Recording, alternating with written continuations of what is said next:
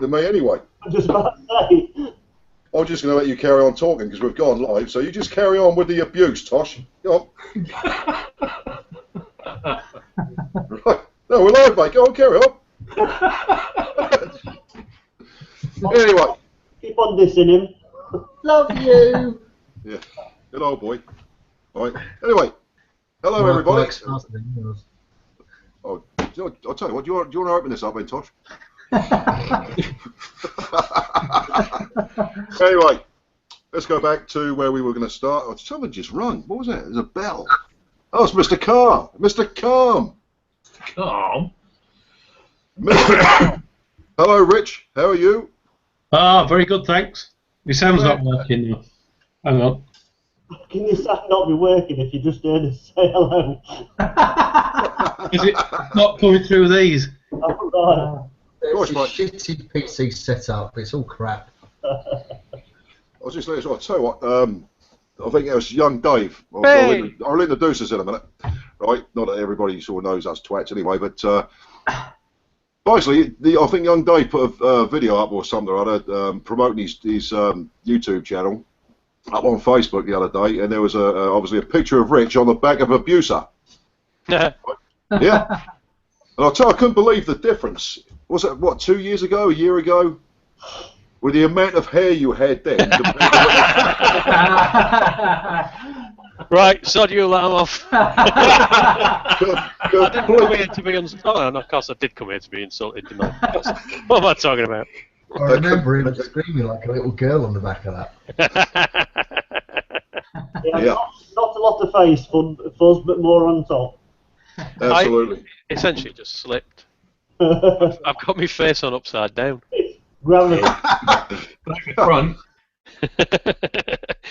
Hey. There you go. Well, I don't know what to say to that, but it's got to be for the best, hasn't it? Yeah, anyway, I'll shut us all up and say welcome everybody to the first, which hopefully will be streaming live on YouTube for the very first time, to the Bikers Bash, introduced by myself, Mr. Wegster, and without no further ado, I'm going to introduce you to the cracking panel of characters that we have below. Starting from my left to right, hello Kev. How are you, buddy? How's it going, mate? You alright? Yeah, not bad, mate, not bad. The infamous biker, by the way, for those who do not know who Kev is. That's why he's infamous. There's nobody don't know Kevin. Everyone knows who Kevin is. There are people out of Mongolia who don't even have an internet connection who know Kevin. They're the ones that call him the infamous biker. Infamous biker, yeah. Or they call him Cancer Boy, of course.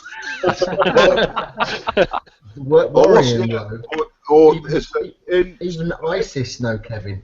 How do you pronounce? How do you pronounce the new one that's on Facebook for the ones that obviously where you can't put infamous biker? Yeah. Yeah. How would you pronounce that one, in, bud? Well, it was actually Rich that came up with this name, not me, so I can't take credit for it. But it's Ian Famu Spiker. And if anyone's thinking that it says biker, it doesn't. No, it's Spiker. Spiker. Spiker. Yeah, Ian Famu hyphen Spiker. I'll share my screen. Yeah, absolutely, mate. Cracker. But there you go. That's it. Ian Famu Spiker. Yeah. Say it quickly. So his first name's Ian then? Ian Famu Spiker. That's a geezer. Right. How's it going, Ian, anyway? It's nice to have you on here, Ian. Yeah, thanks. Anyway, that's good to see you, Kev, mate. Yeah, you too. I know, bloke looks just like him. Who's that, Kev? Yeah. What's his name, Kev? No, Ian. Yeah. He goes by his middle name usually, which is Famu. That's got a bit of a, I don't know what you... That sounds African. He is, isn't he? Yeah, yeah. Only from the waist down.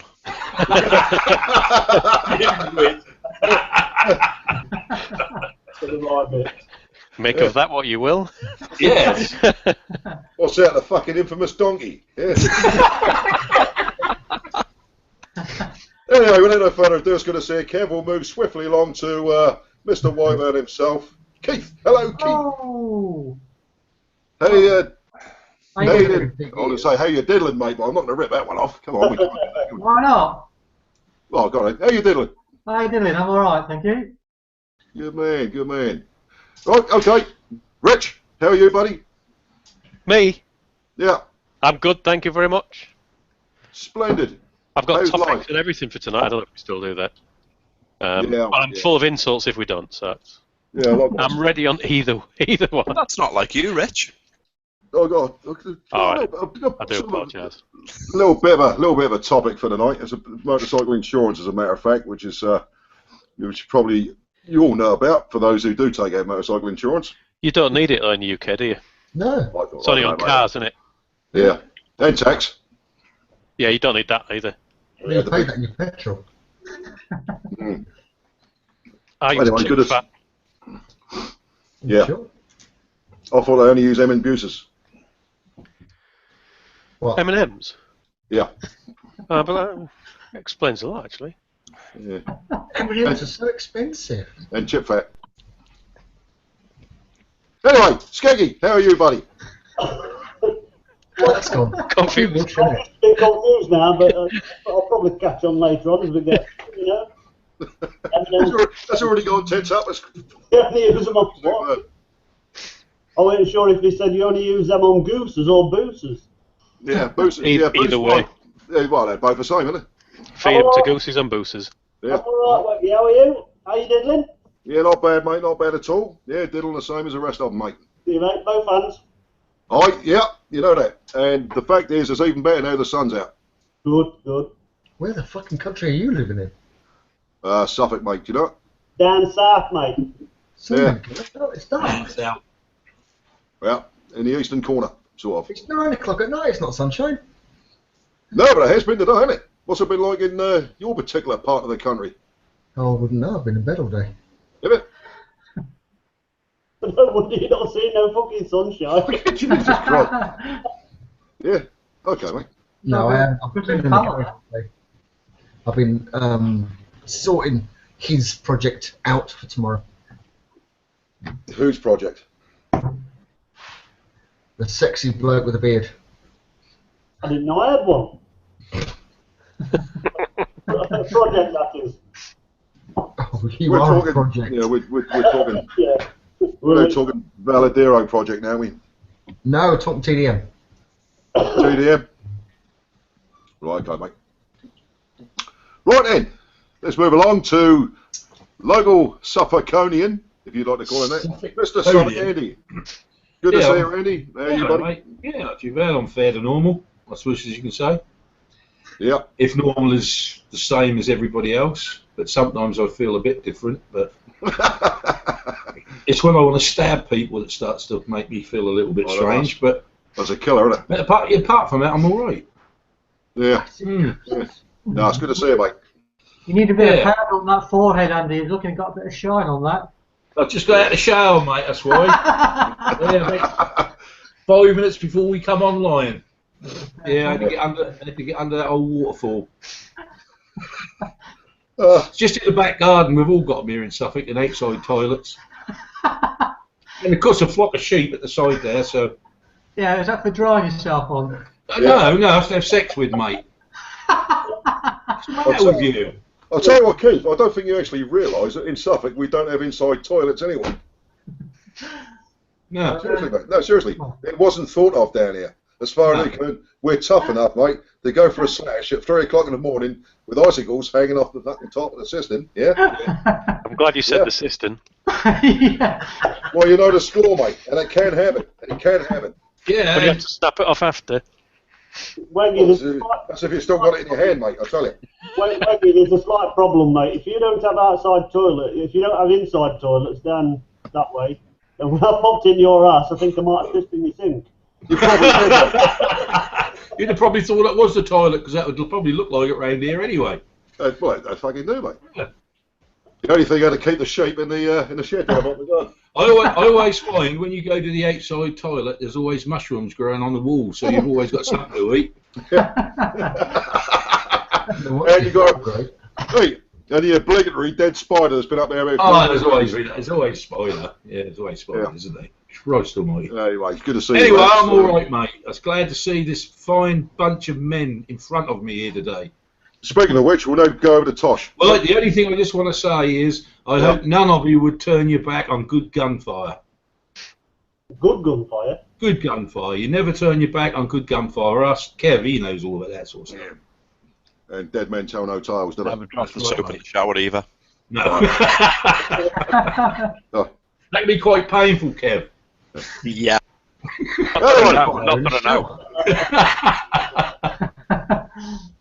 Anyway, even more interesting than that is this little character in the corner.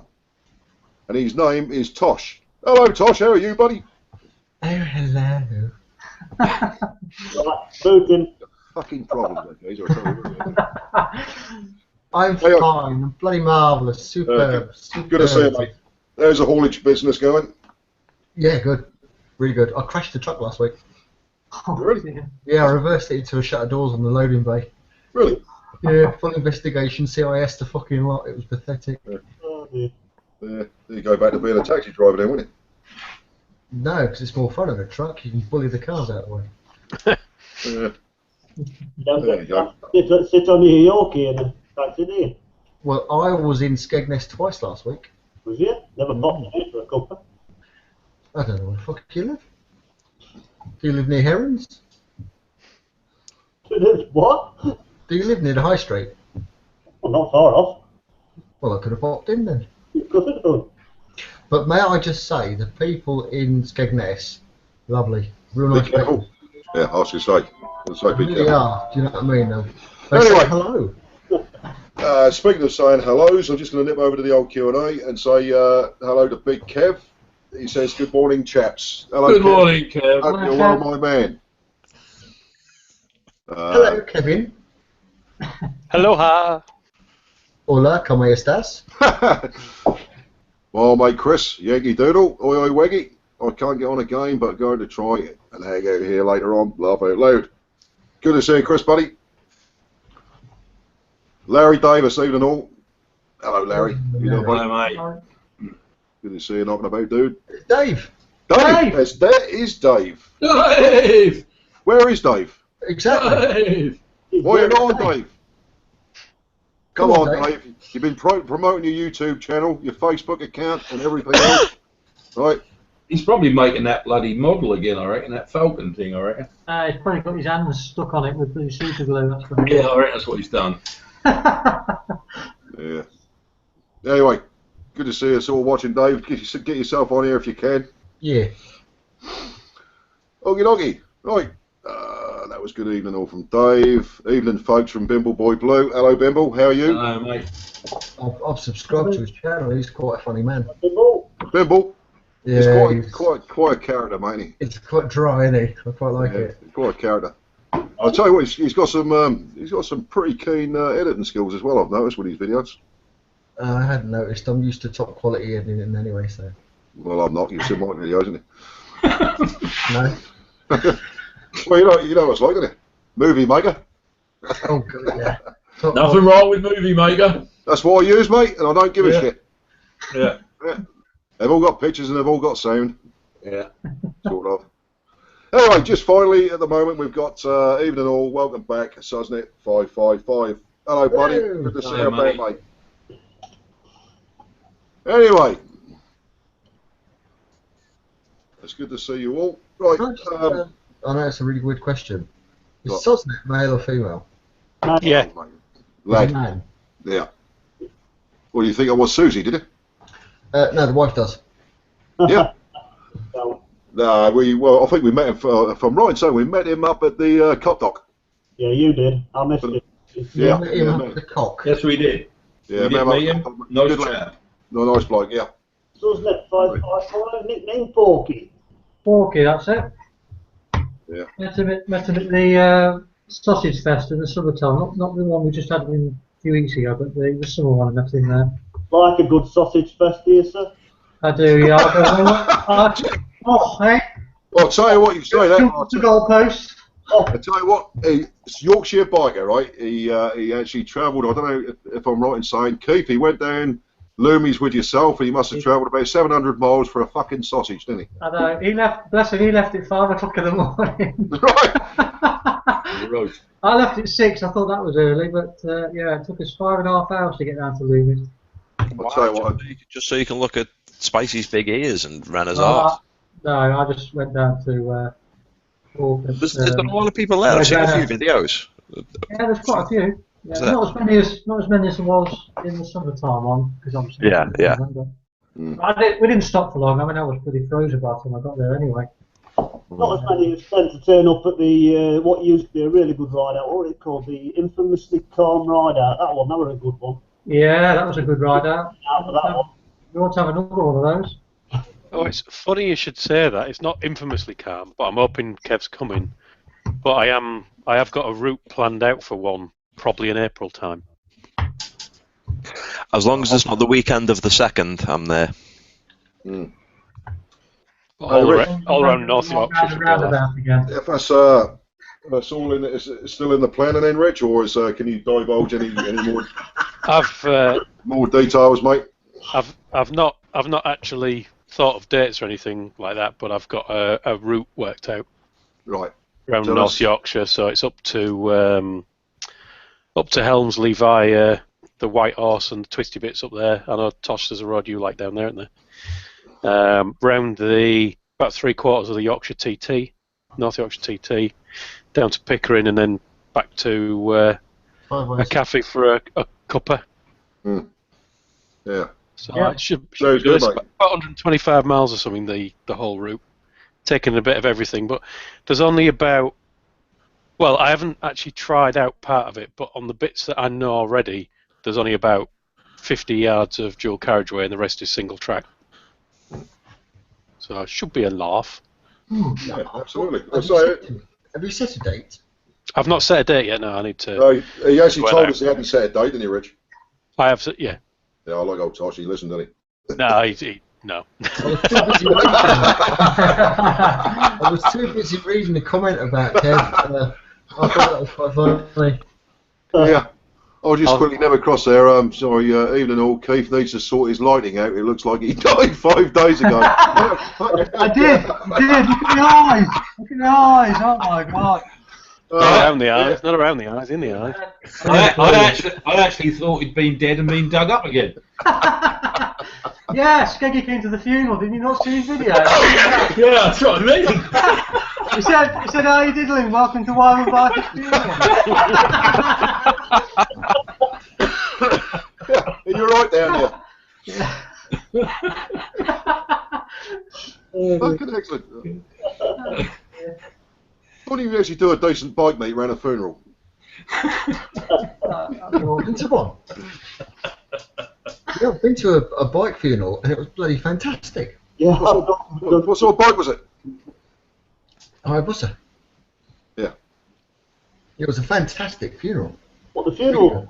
Was the funeral for an Hayabusa? Yeah, I was just. That's what I'm fucking trying to get across here. Was it a bike funeral? What happened to the bike? You said it was a bike funeral, yeah? Oh, you silly bastard. I'm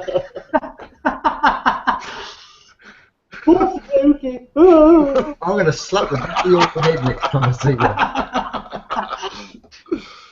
No, I know the one you're on about. In all due respect, that was the lad. I can't remember his name. Obviously, very good friend of Tosh and Rich, I believe. Yeah. What? There it is. Sorry, I was finding the route for you. That's not Miles in the window. No, we haven't announced that one yet. Oh. Shall we announce that one then? Yeah, fill your boots, mate. We're still finding the feet, mate. It's new in the season, isn't it? Tosh and I have also planned a route out. I haven't got that route present. This is the route for the one that I'm looking to do. I think it looks like Maggie Simpson, kind of reaching out to one side. But that's the route I'm doing. So that's all around North Yorkshire. Which I would say, Richard, it beautiful looks like somebody's got a hard on. I thought when I was screen sharing you couldn't see the camera. Yes, we can. You mean you've got a hard on there? I hate to think what sort of fucking porn you look at. It's all in the maps. Is that what you call kiddie so, for? yeah, I get so excited over maps. I look at the latitude, I get a longitude. No, the one that Tosh and I are doing is the Innuendo ride. It's from Belen. No, what is it? Hang No, on, it's- I'll get it. I'll get it. Hang on. I'll let Tosh get the route, but it includes Wetwang, Belen, Yeah. the whole of Horcum, Hold on, mate. I'll just and have there's a look another at one that. as well. But I'll just Tosh have a look at has that. You're actually looking it up, aren't you? There Oh, you is. see, Tosh, put that map back up again, Rich. I've got the map up. Yes, Right, sir. okay. I think Tosh is probably going to start right on the left-hand side. Is it Carlton? What's it called? It's some of this route, or some of that area, is in the Innuendo ride as well. But it is. I can't remember what the starting is, but it's something like Belen to Wetwang via the whole of Horcum. Yeah, I think he'll be starting at Carlton, working himself slowly upwards. I think, and then round the tip, and then he'll be. You know, the disappointing part is we're actually heading north to south, but now that you've said we're working slowly upwards. Is it in the shape of a cock and two balls? And is that the shape of the room? No, it's just the names of the place. Go on then, Tosh, you must know by now. Yeah. I see that. Try I see to that. kick me out. I see that. Hang on, Ronnie it's- Pickering lives on the right-hand side of the map, do we? Who? Who? I can't. Who's he? Who's he? Right, it is Beverley to whole of Horcum to Bell End to backside to Wetwang back to Beverley. Beverley lets it down really by not actually giving off in the name. No, I know she's not very good these days. Eh, Well, Beverly? but actually, it's not Beverley the place. They were riding in Beverley. That's so naughty. Yeah, Has anybody else got any rides out this year? Planned-ish, kind of, nearly? Just going back to Larry Davis. If you go around Skeggies, don't take any mincemeat. Laugh out loud. I don't get it. Well, blubber.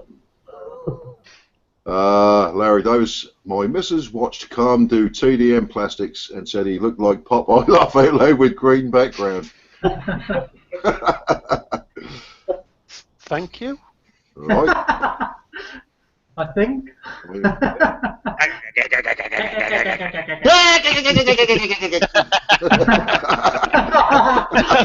Welcome to the Popeye Hangout. Yeah. Anyway, we was going to talk about insurance. No. Bollocks to you.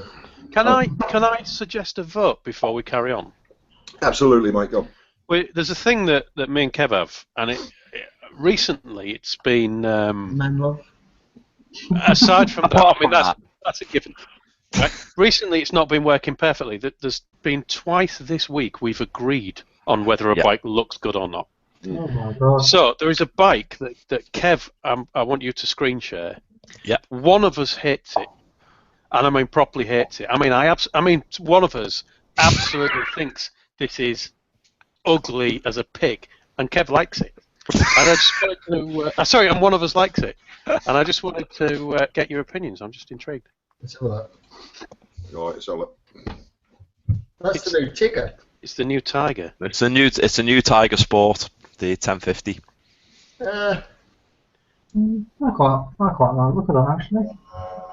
Yeah, it's alright. I don't like the big fuck off exhaust on the back of it. No, if I was to get one, I'd put an arrow on it.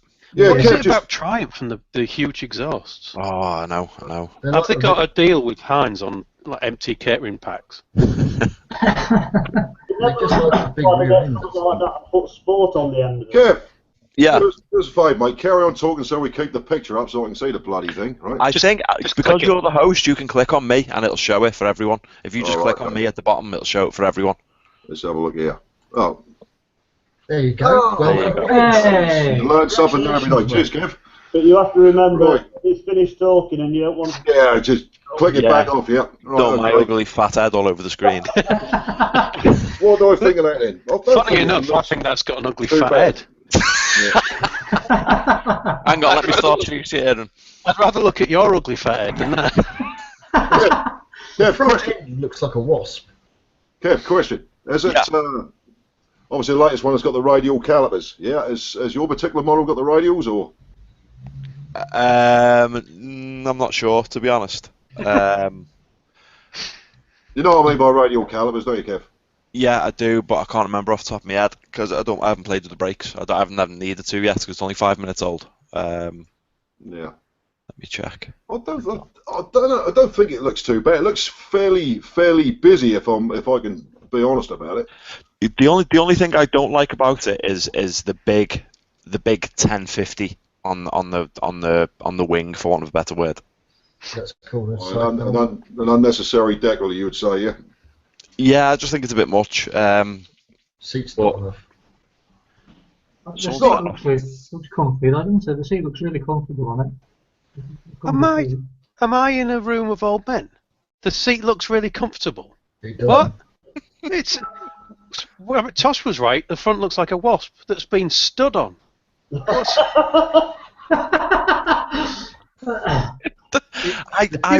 Nowadays, with technology and everything, they can make bikes that look nice, you know. Hang on, let's... Yeah. All in favour, all say aye who likes it. Aye! Well, that's just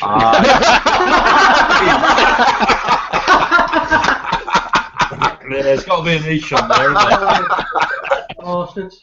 I obviously like it.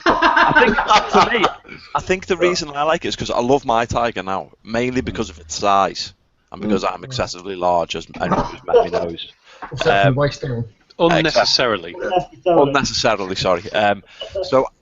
But the sport is like, because my bike's a bit of, I love my bike, but it's a bit tame looking, I think, because it's just an adventure bike. Whereas this, it's got that. I don't know. It's got this one as well. The new 1050 engine's meant to be 140 brake. Previously it was 125 brake, so it's a bit more powerful as well. They've got 140 out of a triple. But it's torque that matters, isn't it? Yeah. Unless you're planning on topping the thing out, it doesn't really matter. I don't know what. Retailer. I don't know. Hang on, I've got the. I'm assuming it's shaft drive, is it? No, it's chain. Oh, it's chain. That's the current one. Is the disc on the same side as the chain then? Yeah, it's a single size. Like it. So. Hondas do as well. New Hondas have them. So what's the retail on that, then, Kev? They haven't announced that yet. It literally only got announced today. But the current one is I don't know that either. No, you're going to be looking at about. Oh, what do you say? You're looking at about 12 to 13k for that particular bike. To be honest. Get out of here! Seriously. I don't think. I reckon you will. They are expensive. Try them. They're going to be 12 to 13k, Tosh. I reckon. They got a configurator doodah thing on here. That's what old Freddie Fruxton tried out the other day, wasn't it? It is. Tiger 800. Where the fucking hell's a Tiger Sport? Fuck me, that's 11,900 quid, that bike.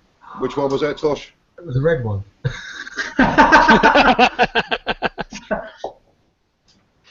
It was red. There it is. Got it. Find it. I don't know.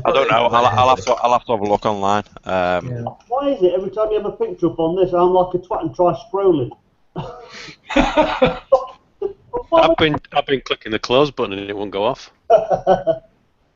No, while we're talking about that, little Dave, I'm hoping to be coming to a few ride-outs this year. Looking forward to them. I so missed them last year. Also, someone has to do something with Calm and that green screen. How am I going, young Dave? I've given people plenty of opportunities to green screen that. Oh, yeah, I have to do it. Larry Davis, is it a Decepticon or a Transformer? I'm talking about this particular bike. Definitely a Decepticon. Yeah. So the current Tiger Sport is 10 grand. 10 grand. Yeah, the current one, and they haven't announced the price of the new one yet. But the current one, it's 11 quid shy of 10 grand. So yeah, I'm just out. I hazard a guess then, Kev. It's going to be about 12 to 13k. I can't see it being any less than that, really. Well, I mean, my Tiger with all the bits that I got on it, that was 13k. So yeah. Me. Yeah, they're expensive times. They are expensive. Motorcycles are a lot of money nowadays, aren't they? They are. No two ways about it. But it's just the height of the bike, because it's a big bike. I find it really comfortable, and I just think because that's a bit more sporty, I think I'll get more. I'll be able to give it a bit more of a thrash and have a bit more fun in it, because it's quite easy to scrape the pegs and stuff like that on my Tiger. In fact, it's very easy to scrape the pegs and stuff. So I'll take it. You know, obviously after the shiver you had, you find that a much more comfortable, usable, rideable machine, don't you? Yeah, God, yeah. If I took the shiver out, let me stop sharing my screen actually, because if I took the shiver out, then I'd probably be able to do 150, 200 miles in a day, and if I went on a decent ride, and my back would just be destroyed by the end of it.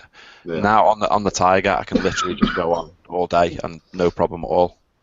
Yeah, I know what you're saying, because you mentioned the other day about fatigue in your back after you've been out. You hadn't been on the bike for a couple of 3 months, had you? Yeah, It's funny because I've been sort of doing some service work on the ZX and took it out for the first trip. Not that far actually, but I took it for the first trip last weekend. And obviously because of the riding position, which is obviously all based on your wrists and that type of sort of clip-on effect with that type of bike.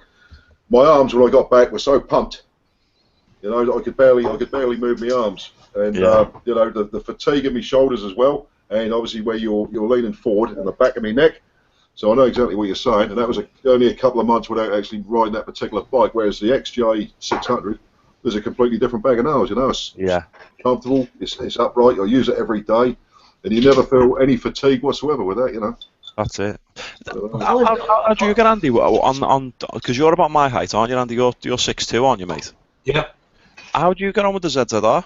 No problem at all. Most comfortable bike I've ever ridden. Is it? And I have to agree with that, because you had the ZZR as well, didn't you? Yeah, not quite the same as Andy's. Pretty much the same sort of riding position. But I'll tell you what, don't get me wrong, I love me ZX, as you all know, but the ZZR, and especially Andy's ZZR, they're one of the most comfortable bikes you can ride, mate. It's just about. It's not an upright riding position, but it's not an uncomfortable riding position. You've still got that slightly sport sort of position sitting on it. You've still got the old neck a little bit at the back, But once you get used to it, that's fine. But I've found that. Well, I haven't for a couple of years, but when I used to go touring in France, I'd be on it all bloody day, Yeah. I obviously used to have the 600, the ZZR 600, and it was comfy, but I found it really cramped. It wasn't. It didn't really hurt me back and anything like that. I just found it really cramped. I just felt like I was perched on top of it, I was too big, I was far too big for the bike, and I don't know if there's much size difference between the 6 and the 11, but I imagine there probably is. Try 14, Kev, they're enormous. Yeah, it's a real stretch on a 14 to get to the bars for me. Is it? But for you, you'll be fine, yeah. Waggy, I think you've still got me selected as well, mate, 'cause all I can see is me. Oh, no, buddy. Oh, I thought it was still the Tiger. There we go.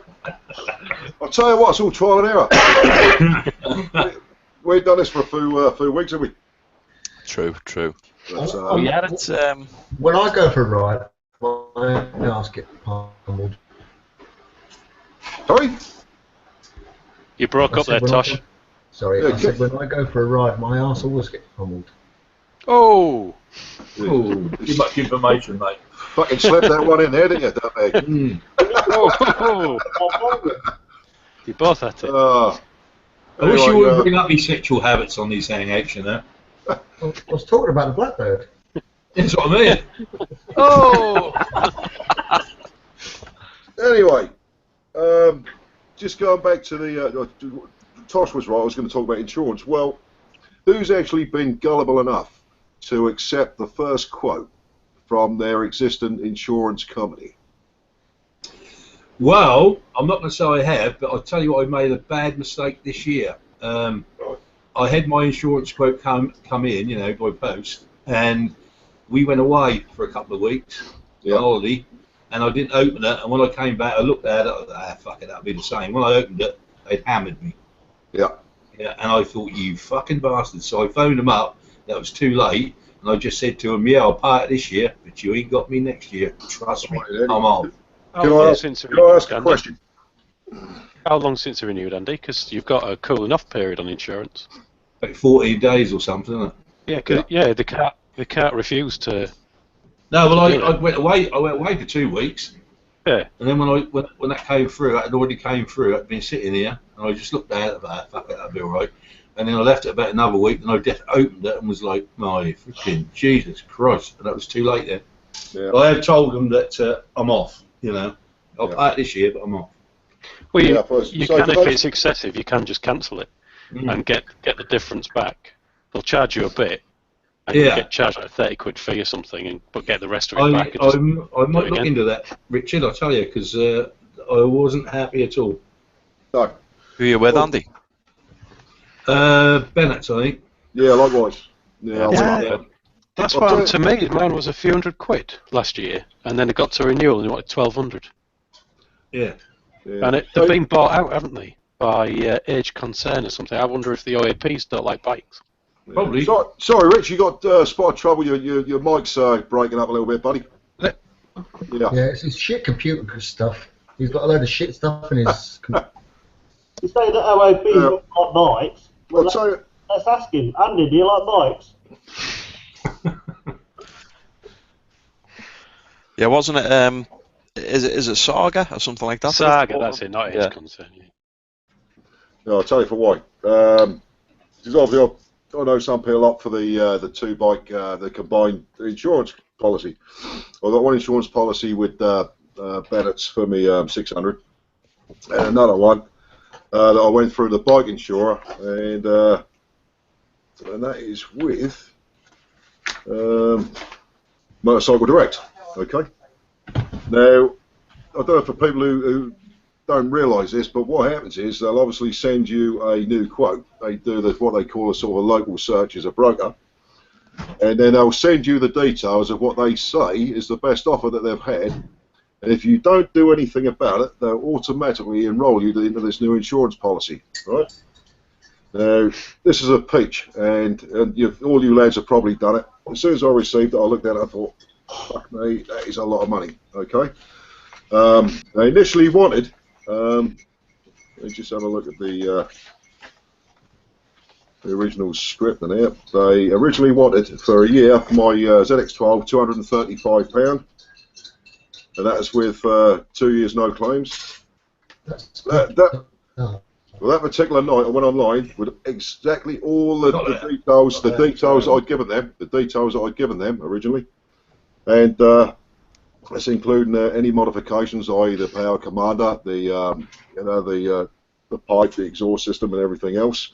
And the policy that I found, the cheapest policy I found, fully comprehensive, was with Bennett's, and that was £429.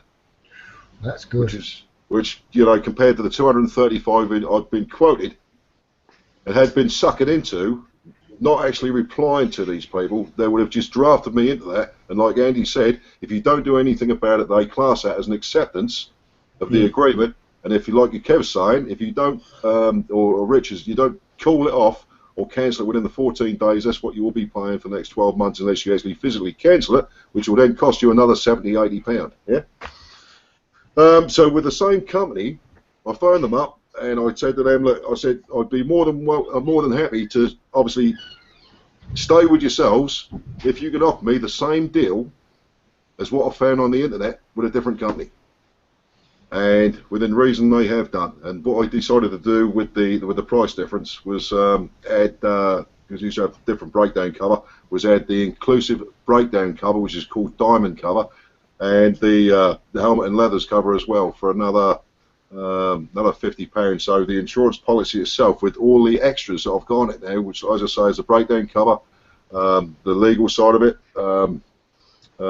one or two other bits and pieces I've got with it, is now costing me £189 for all that, compared to the basic insurance cover of fully comprehensive for £235. So it just goes to show, you've got to pay attention to this sort of thing, and you can save yourself a shitload of cash, can't you? Oh yes. That tactic really annoys me. That where they put in a higher price, and then if you're savvy enough to shop around or whatever and come back, they say, we can do you a better price. Well, clearly that wasn't your best price, so just give me your best fucking price in the first place, Well, and everyone's happy. That's exactly what I said. I said, how come? I said, you can give me, you've shopped around, you've done exactly what I've just done, but they haven't. They don't do it like that, Kev. Yeah. Right? At the end of the day, they're there to make a bit of cash. And they're gonna use whatever they can. They're gonna think there are gonna be people who come along, don't pay attention to detail, and they'll just carry on and say, well, that's fine. Not really look at what they were paying before the year before. Not look at where they can save some money or add some extras on for the same amount of money, if not less, and just carry on with it. And that's where they benefit. And yet, but like you say, the savvy ones are going to think, hold on a minute, that's a lot of money. Bearing in mind you've got another year's no claims bonus, yet it's another £50 higher than your previous policy cost in the year before. So obviously, what do? You go online again. You can use 3, 4, 5 comparison sites, can't you? Yep. You know? And in this particular instance, I've upgraded everything and still got the insurance policy through the company for another, what, £30, £40 less than what they offered me in the first place. So it's worth doing, mate, isn't it? You know. Yeah, it is. It is. It's worth taking, you know. And it's you're not talking a lot of work either. You know what I mean? It's like you say, especially with the comparison websites. You know, I use Compare the Market, and it just stores all my details. So I literally just click a button and it gives me a quote. Yeah, simple. You know, and then all I'll do then is phone the cheapest to see if I can get it even cheaper still. Yeah, well, literally, when you go on there, I mean, obviously the bike insurer, you get a long list, and obviously you'll get a full list of fully comprehensive. Then you can have third-party fire and theft, and initially, you know, you can have just third-party. You know, not many people would, because the funny thing is, fully comprehensive is normally, it doesn't sound as if it's going to be the cheapest, but in the long run, it is. Because if you look at the draft of third-party fire and theft, the amount of outlay that you might have to fork out to actually get your money back, say for instance if you have an accident or this, that and the other, is surprisingly going to cost you a far more amount of money and a lot more difficulty than if you had fully comprehensive insurance in the first place, you know. Yeah, I've never understood that rationale that people have where they go third party only or third party fire and theft just to get the insurance premium a little bit cheaper when their excess is like 3 times the amount. That's what happens. You have an accident, you fuck, just pay the extra 50 quid.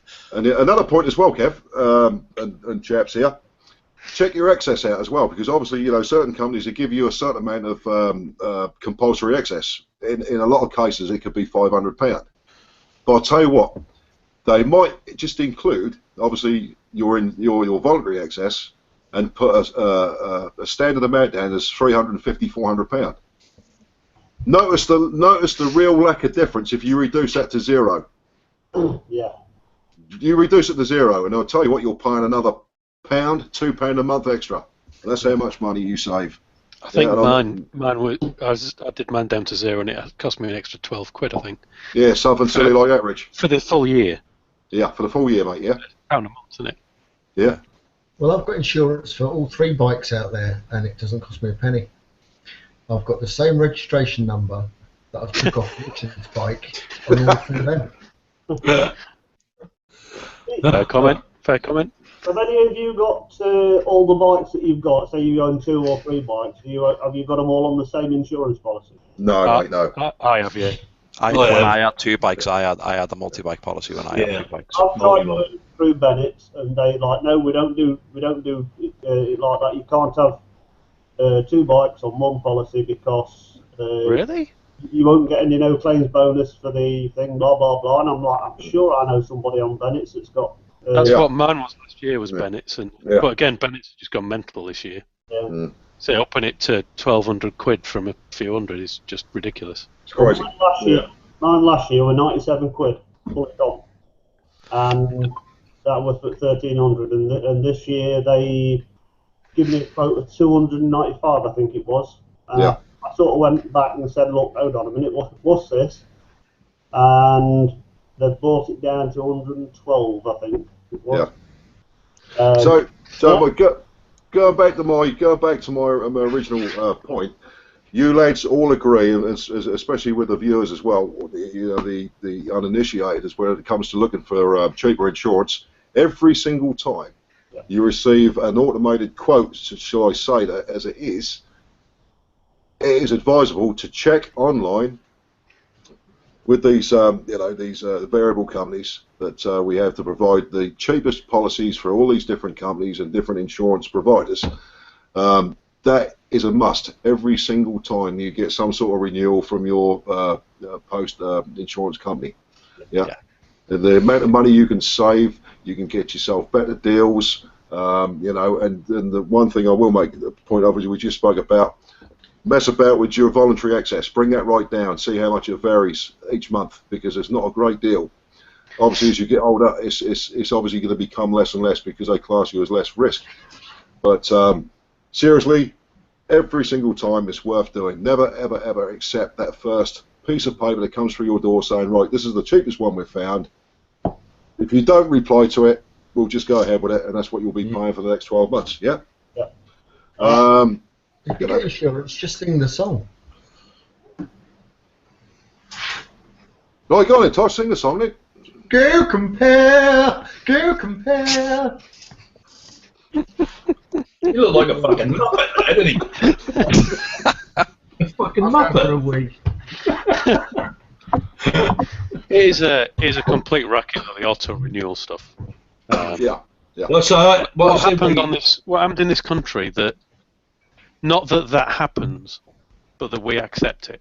Yeah. Because we're all here going, hey, well, you can be savvy, you can look for it, and you can go compare. Yeah. Actually, why did we allow it to happen?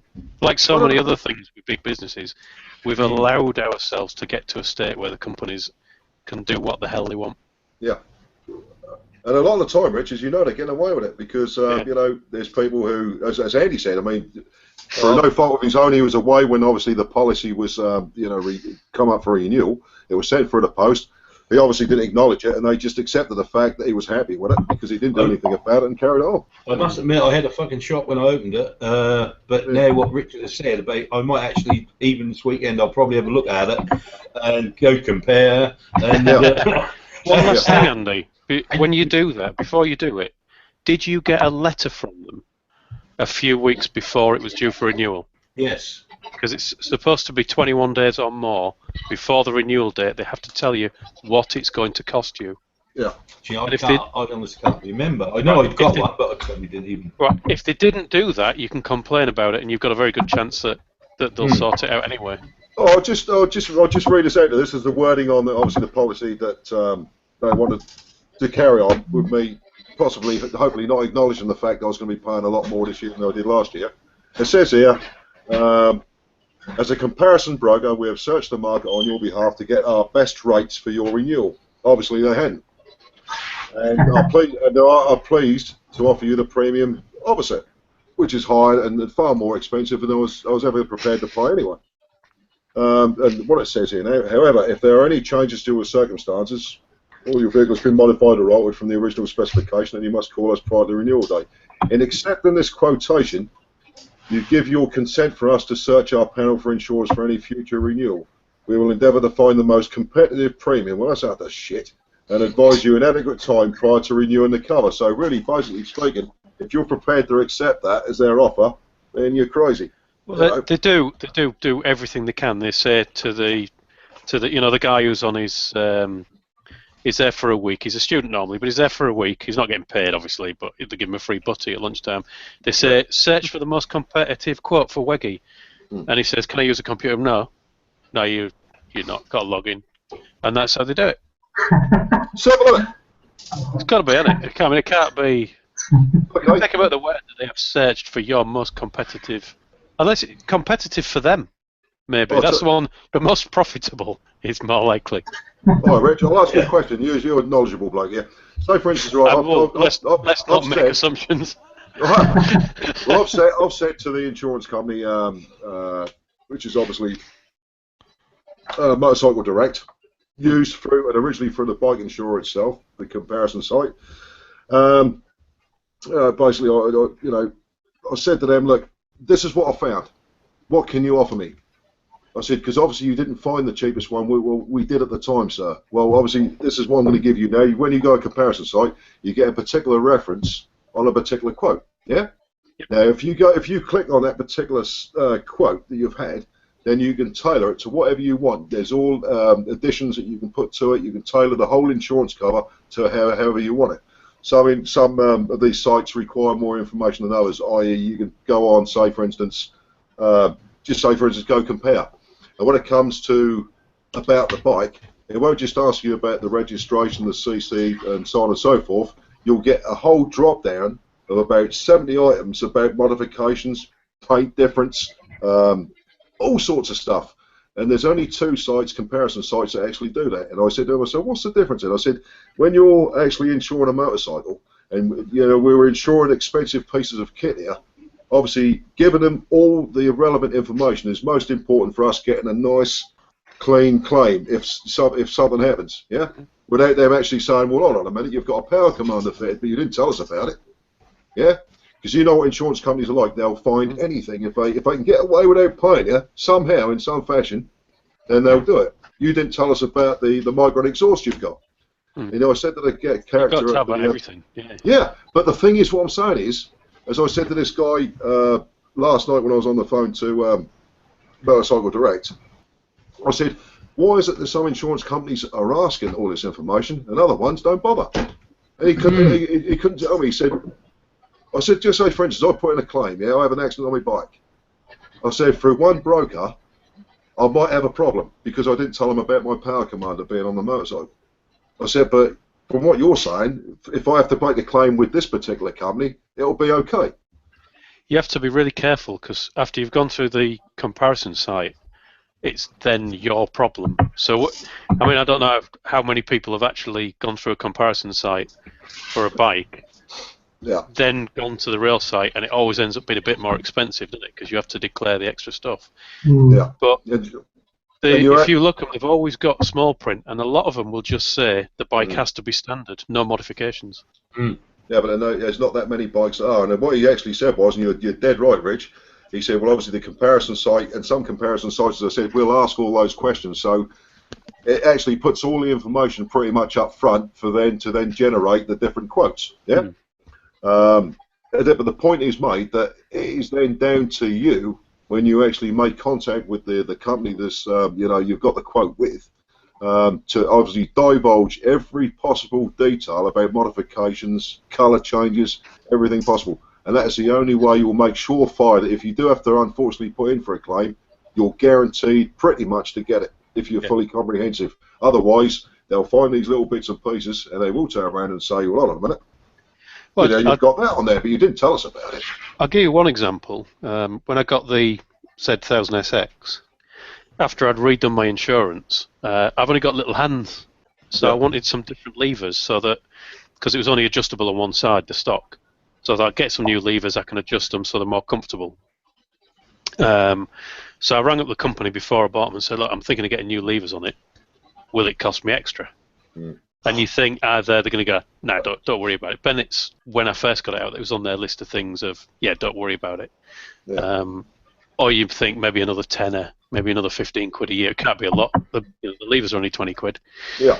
And they said, oh no, if you do that, sir, we'll cancel the policy. That's too many modifications. Yeah. Don't they let you have about 5, Richard, or something? No, they don't, as a matter of fact. Some of them... This one does, but because it's a multi-bike, they're all on the other bike.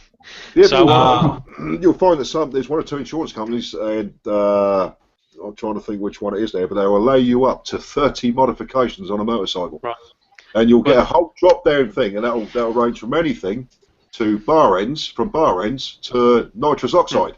You know? But in the end, I carried on talking to them, and I said, look, find out, ring me back, because I wanted that, and I also wanted to put a radiator guard on, because you know the problems I've had in the past with stones and damage. Yeah. I said, look, if I hold the radiator, it's going to cost you a lot of money, because these things aren't cheap. And if I crash because I can't reach my brakes properly, it's going to cost you a whole lot of money. This is safety and protection, so why would you cancel it? Yeah. And they went away, and they came back to us a couple of days later and said, we've had to talk to the underwriter. We've got a letter back from the underwriter. The underwriter has said, yes, that's okay.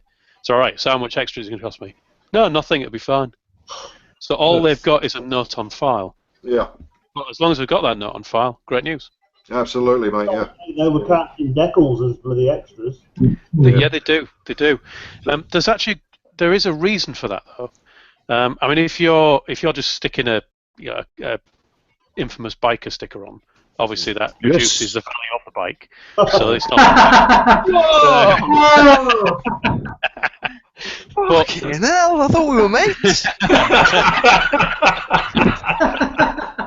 But if you've got the nice vinyl laser cut one, and that doesn't, I'm not going to say it improves the value, but it doesn't reduce it quite so much. No. No. But no, some people will buy an absolutely stock bike, like they go out and get a Fireblade or something.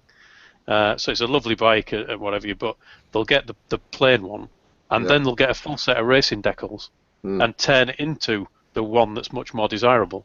Yeah. And that's the argument: is it's more likely to be nicked because it looks like the one that's worth more money. Exactly that. So you can understand it, but yeah, I mean, some of them are asking you to declare tank pads. Yeah, absolutely. You what? Every single thing. I mean, Every modification, yeah. Yeah, every modification. Say, for instance, you just purchased a brand new Triumph, and you decide to change the bars. You tell them about the change of bars you put on. Say, for instance, I don't know, you might have decided that that particular style is not your cup of tea, and you might have stuck some rentals on it or something. You have to tell them about it because they see that as a modification. And anything you do, and you move away from what they class as the standard motorcycle, you're meant to tell them, and this is where the insurance companies can catch people out. Wheel tape, of all things. Yeah, wheel stickers. Yeah. No. So if you get something that's a factory extra. Yeah. So because a factory extra is basically like a trim level on a car, isn't it? A different trim level. On a car. You've got to be careful with that. There's a difference in there.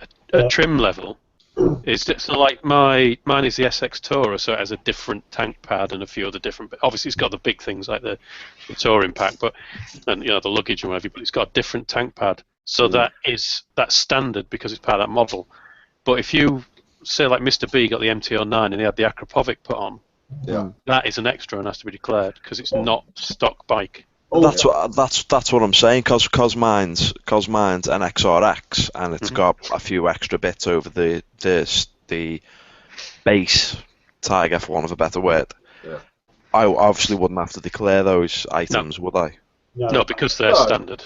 No, that's it. There's a difference between factory fitted extras and shop fitted extras. Yeah. Like with some of them, the dealership themselves will do a special. But even then, the one I've got is, it's the SX Tourer. It's got all the luggage and the stickers and a few other bits and pieces. They are a factory spec, so it's standard. Yeah. But it's not fitted at the factory. The dealers actually had the luggage on. So But it comes as a standard bike without luggage. Yeah, but you're also right about trim because obviously, with all bikes, there's a certain, as with cars, a different level of trim, and some are more desirable than others. And if you upgrade that particular trim, it can make it obviously look the more desirable model if you want to put it that way, which then becomes from their point of view more of an insurance risk. Hence the fact that you tell them about that upgrade is supposedly on. It's not a modification as such. It's not, or put it another way, it's not a power upgrade, it's not a horsepower upgrade, it's not a handling upgrade or anything, but what it is an upgrade in their eyes is desirability. And more likely to be stolen. Yeah. So staying on the insurance vein then, has anyone ever been asked if they wear a camera, and can you declare that on insurance to bring it down? You can on cars for sure, can't you?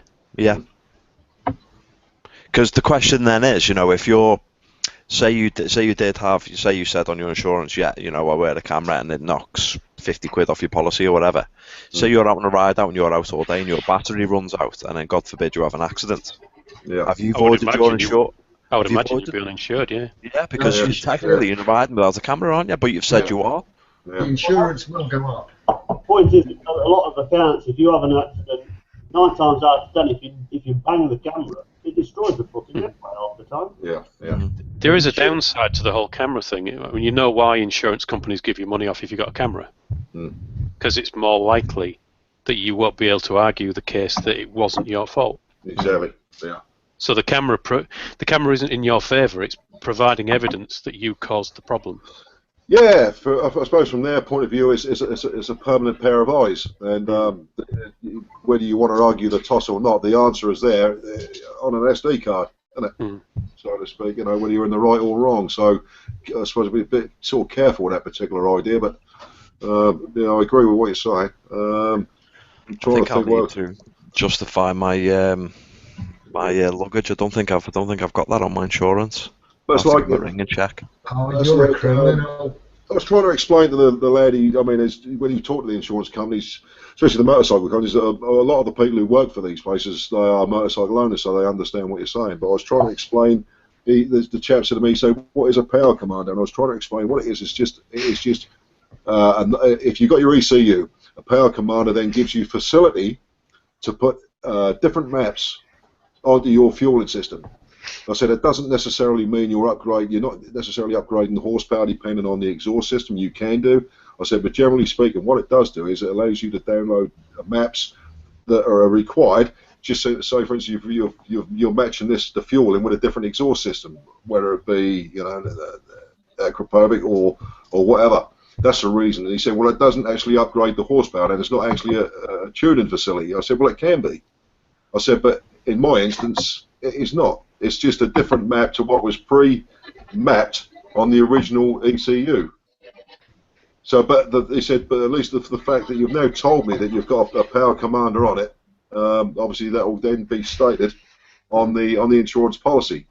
But then, if they really needed to, they could then go into the power commander if need be and start digging for what sort of map was on there, just to see whether it actually upped the original horsepower and given it a bit of a muzzy map, So. And then they could say, that's it, tough, we're not paying out. Exactly.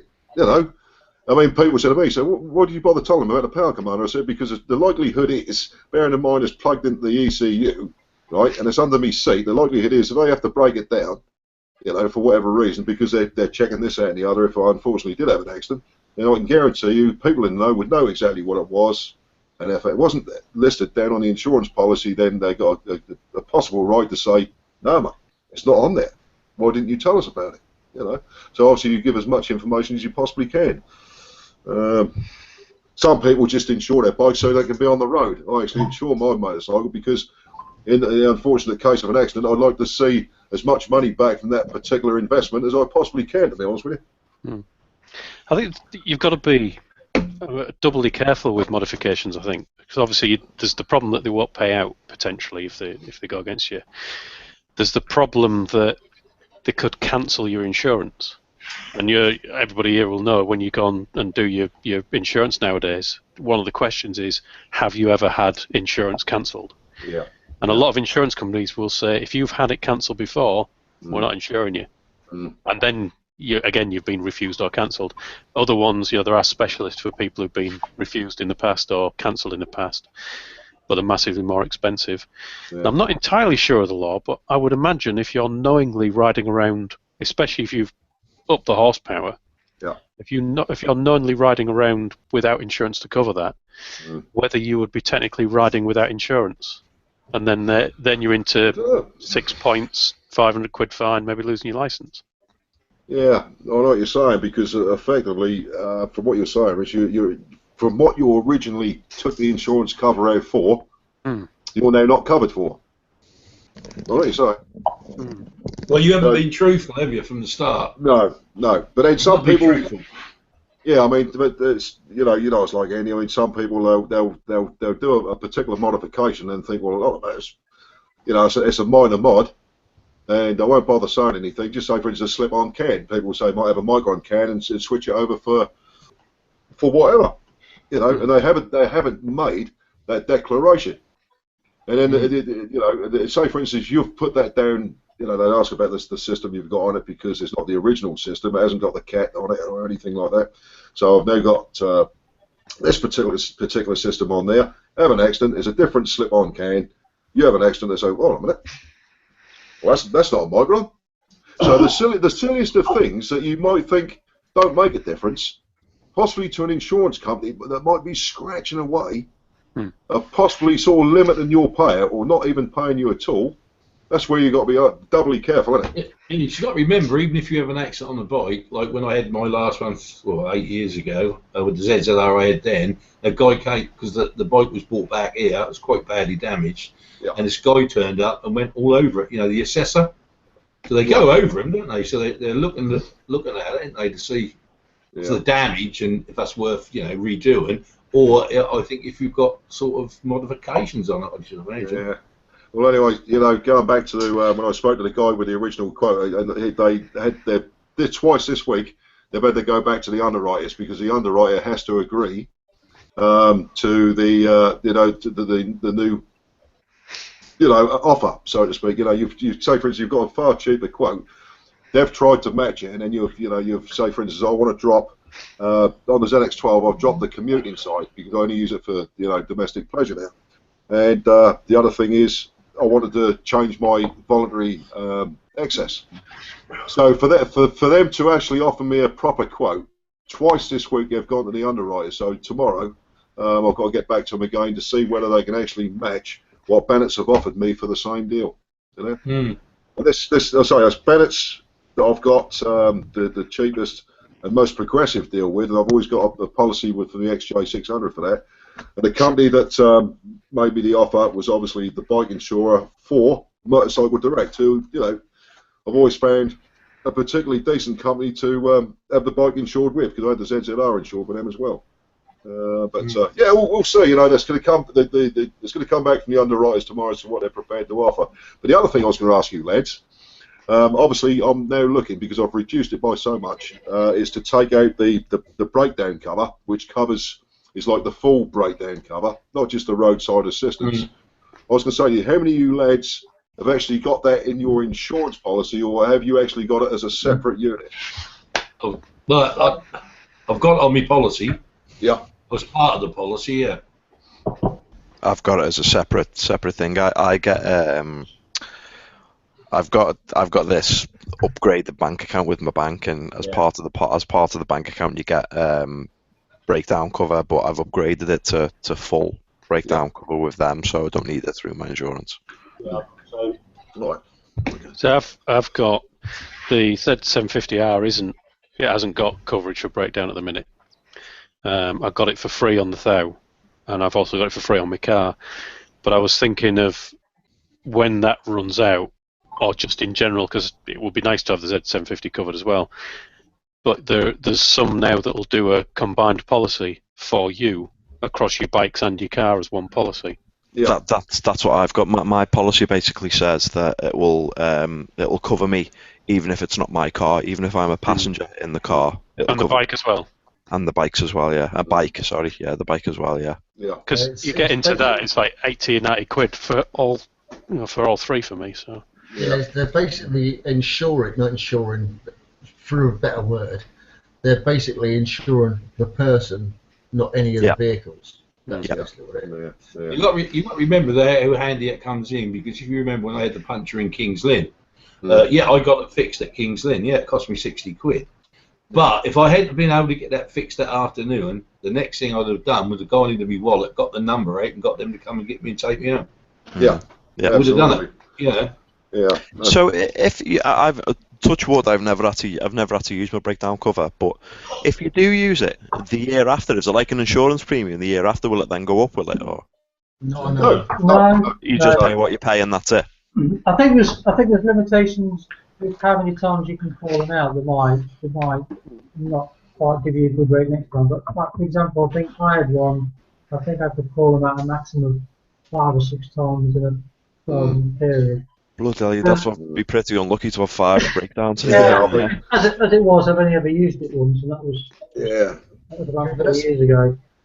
Well, like people with Ducatis, mate. Yeah. If you've got a Ducati, you're going to call them out 10 times a year. The one not allowed. Or an Aprilia. Same problem. Yeah, you can call them out, but so long as it's not the same problem. Yeah. See, well, the reason I've never used them, I remember the bike broke down in Northern Ireland when I was touring around Northern Ireland with my mate Dave, and I phoned them up and I said, it broke down. And he said, what bike is it? And I said, an Aprilia. And he just laughed and hung up on me.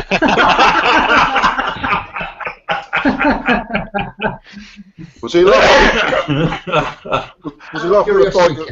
Or was he laughing at a 6'2" bloke crying on the side of the road? Yeah, out of curiosity, was it an electrical fault? It might have been. Like your Q&A, Weggy. We managed to bump start it. We filled it back up with electricity and it was fine. Weggy, you got loads of bloody questions here, mate. No, we've had a good conversation on this particular one. That's why I left it for a bit, but I will just scroll through it. Evening all. I don't bother with the helmet and leathers insurance with my oldie helmet, rigger gloves, and goaler trainers, I'd lose out.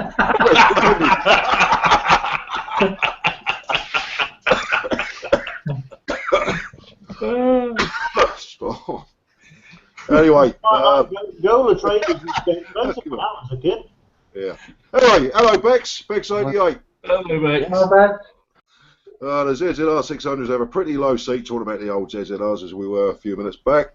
They have a pretty low seat height, Kev, I think just under 31 inches.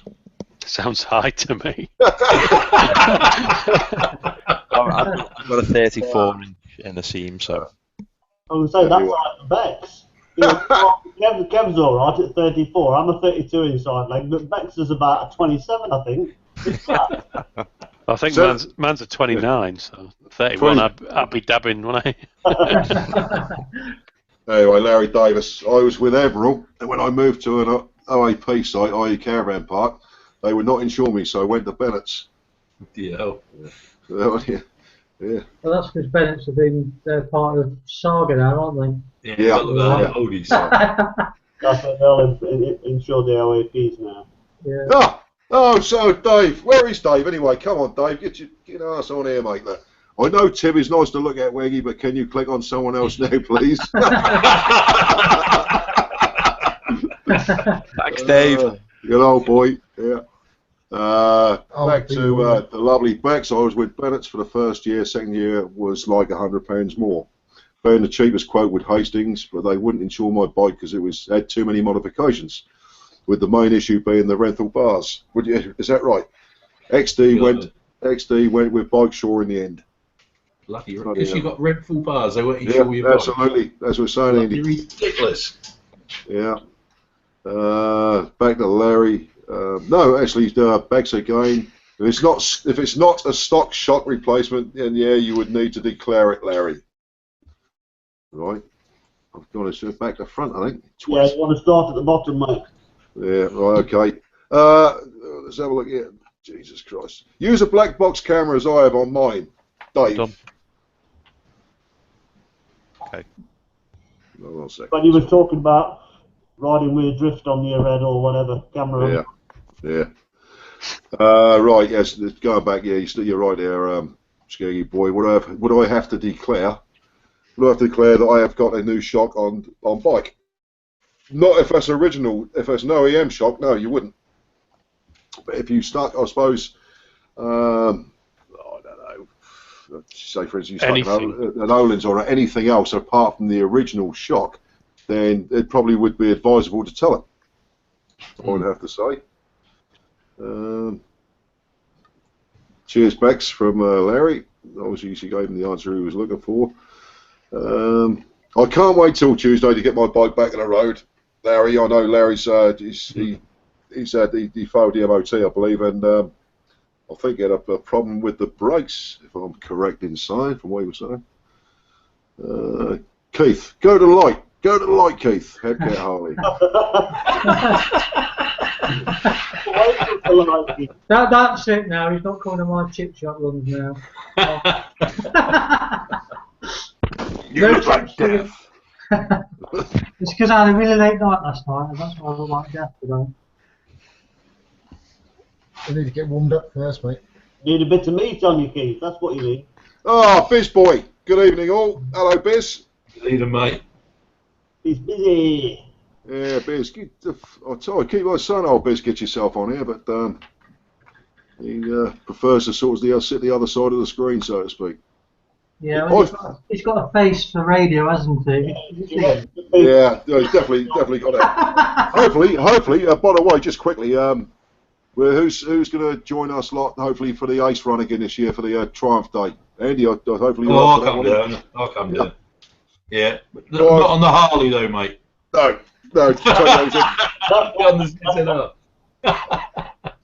So if any of you lads are interested at all, that is the Triumph Day at the Ace Cafe in London. All right, and I think it's, if I remember right, it's June 12th, 13th, something like that. Do I have to buy a Triumph? No, you don't. You just have to park by the bins. Right. Okay. You'd have to buy the new Tiger Sport, Rich. I'm not going.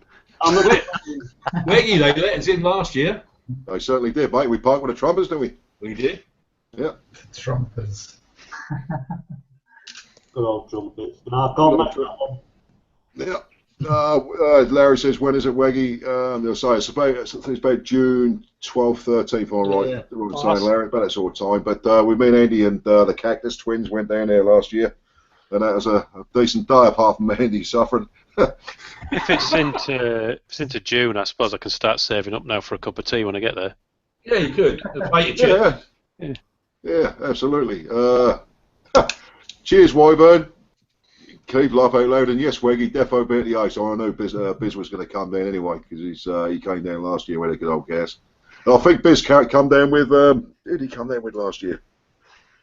God, I can't remember his bloody name now. Right. Anyway, Larry Davis. I want to put a new full exhaust system, and will I have to tell my insurance? Yes, you will, my man. Yep, absolutely. No two ways about it, mate. Even if it's just a slip-on, you need to tell them. Yeah. Oh, yeah. Larry did say, yeah, the brakes were binding. I do remember speaking to Larry about that. But hopefully all sorted now then, Larry boy. Von Sauerkraut, get yourself on here, dude, if you can. I thought a Power Commander was Arnold Schwarzenegger.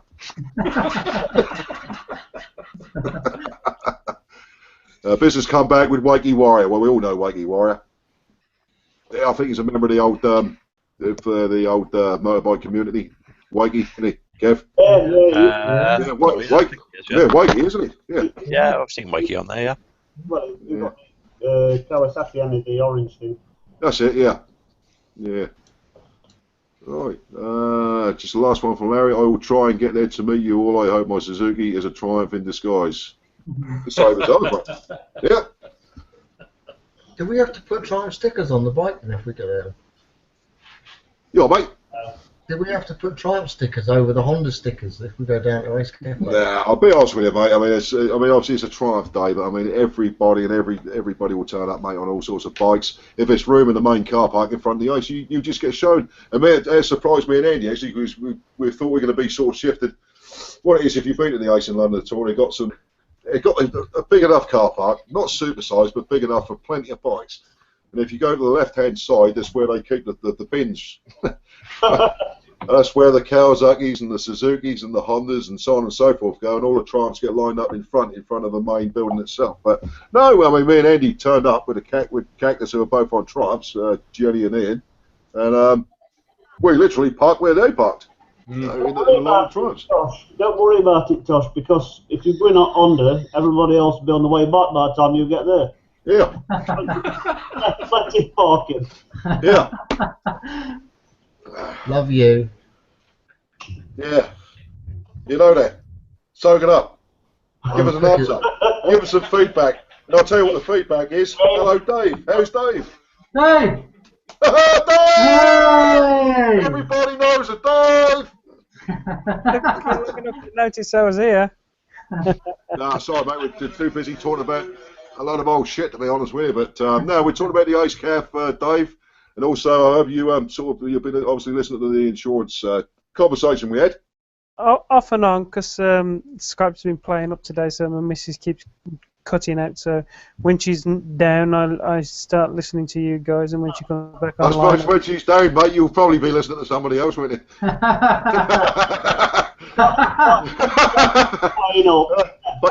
sorry, darling, Skype's playing up, I can't hear you. It's good to see you, Dave. How's life, mate? No, it's getting better. It's getting a lot better than what it was. Look a bit lively, yeah? Yeah. Sorry, mate? You look better than Keith. Oh, is that you? Yeah. I just say you. Oh, yes. Yes, to be honest with you. I don't look 5 days dead. Keith looks like death warmed up, really, but... Well, yeah. It's probably because he hasn't had his bowl of cornflakes yet. No, I had them before I came on. I'm trying. Hold on a minute. What's going on here? Stop presenting. Right. Why is my big fat head back on here? I don't know. I'm trying to get rid of it. What's going on? Hold on a minute. Absolutely. Can I ask a little question for everybody? Yeah, go on, mate. I'm just trying to get back to normality with this. That'll never fucking happen. This fucking screen presentation. It says here, Skeggy, mate, you're pissballed about. I've never had this problem before. It's obviously where we've got Kev up here at the moment, presenting every fucking thing, right, and taking up the whole screen. No, we're back to normal now. Are we? Yeah. Yeah, but not on my screen. I'm not. Oh right. Oh right. Unclick. Broke it. Unclick Kev's picture. Go to Kev's picture in the bottom and click it. Oh, showing broadcast. Right. Don't right click it, left click it. Just click That's it. on That's the better. That's better. No, back to normal now. Sorry about that, chaps. I mean, Biz just made a point.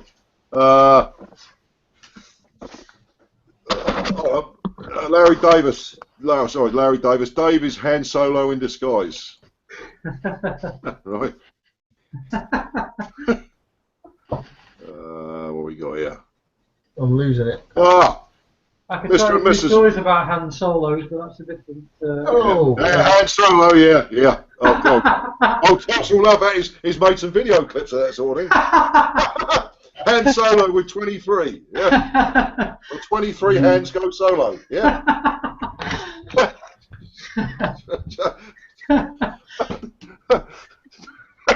Tosh 23 in a haulage yard at night. Have you been watching? Yeah, it's been live. What we got here? Sir, Mr. and Mrs. B's brained up. Hello, Where chap. is he? Down at Bartmere. Those black box cameras are rubbish. You only get one image and the picture is just a blur. They are getting better though. There are some new HD ones that plug into a central unit, so you get front and back camera, and those are 1080p. But I haven't had one, so I have not been able to test it. But it is true. The early ones, like the one I made myself, it's only 460 or 480 resolution. It's very low resolution, but it's enough to see if you're at fault or somebody else was at fault. Yeah, once upon a time, I mean, that wasn't a bad resolution anyway, was it? I mean, it's only in the last sort of few years they've really sort of bounced on that and upgraded them a rate of knots, haven't they? You know. Be 4K soon. Yeah, but again, who's got a 4K display? I don't have anybody. You can process it fast enough, innit? Richard's got one. No? Richard. Does he? His brand new monitors. He's got 2 brand new monitors and they're 4K. Okay, so. Is that why you keep saying this year? They're not 4K. Aren't they? No, not quite. The tablet I think is nearly 4K, and the 2 monitors are kind of HD and a half or something. Yeah, I would say my monitor does. Actually, I don't know what it is. When you go on YouTube, if somebody's put something on a 4K, it comes up at 3 something. You know, they don't quite do 4. What's that, your monitor? Yeah. Mine's just 1080p, mate. It's simple as that, really. What's a fucking telly?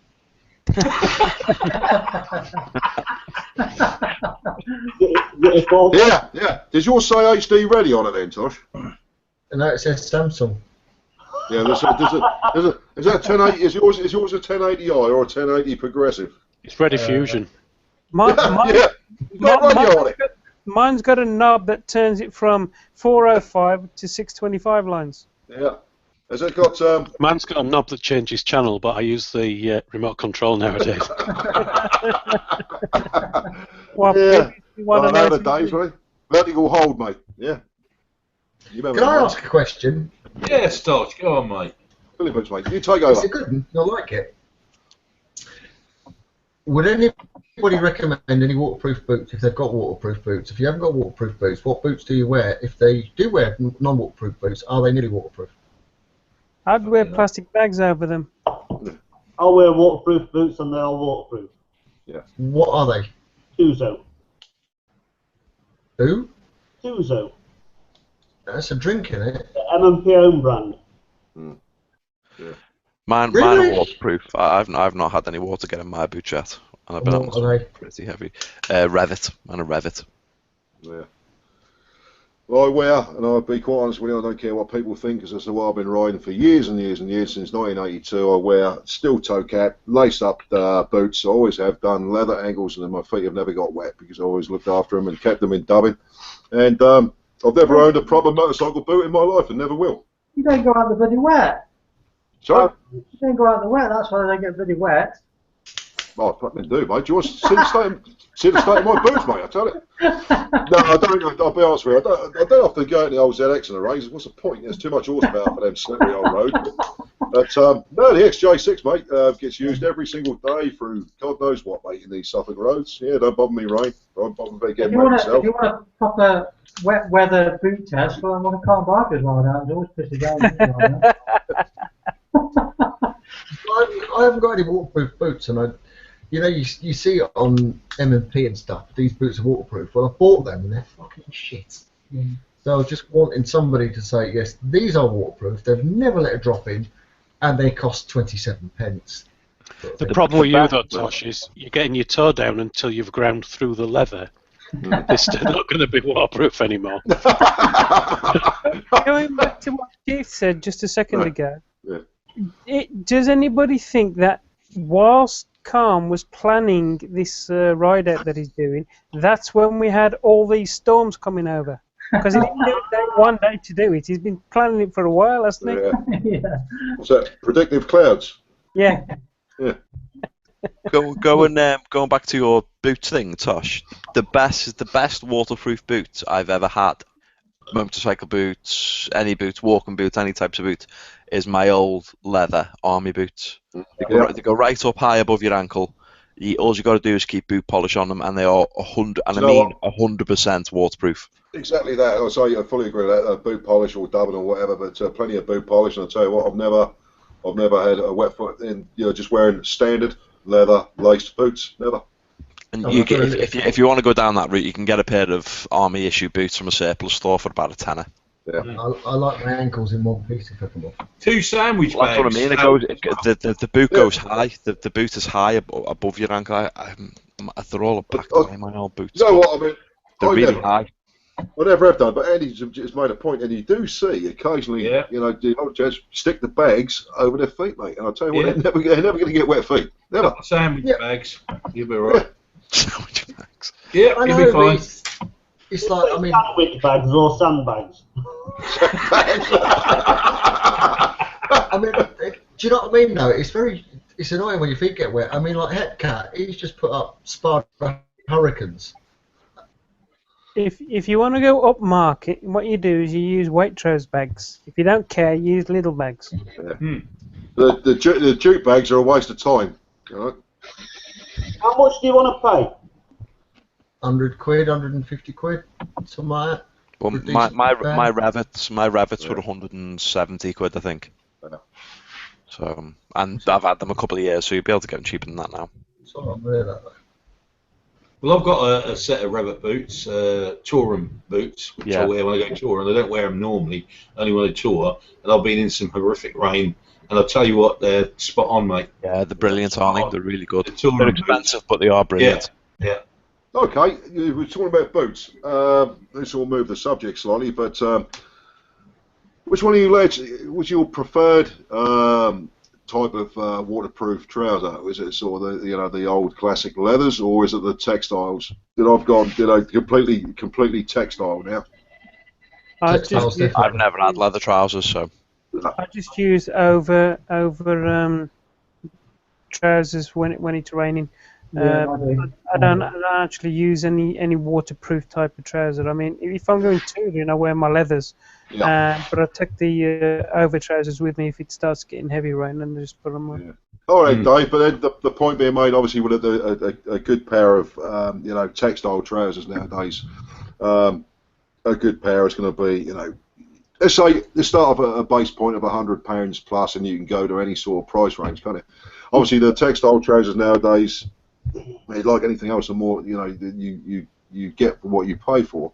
Obviously, waterproof means waterproof, hopefully, and also warmth as well, which is obviously this time of year is a major factor.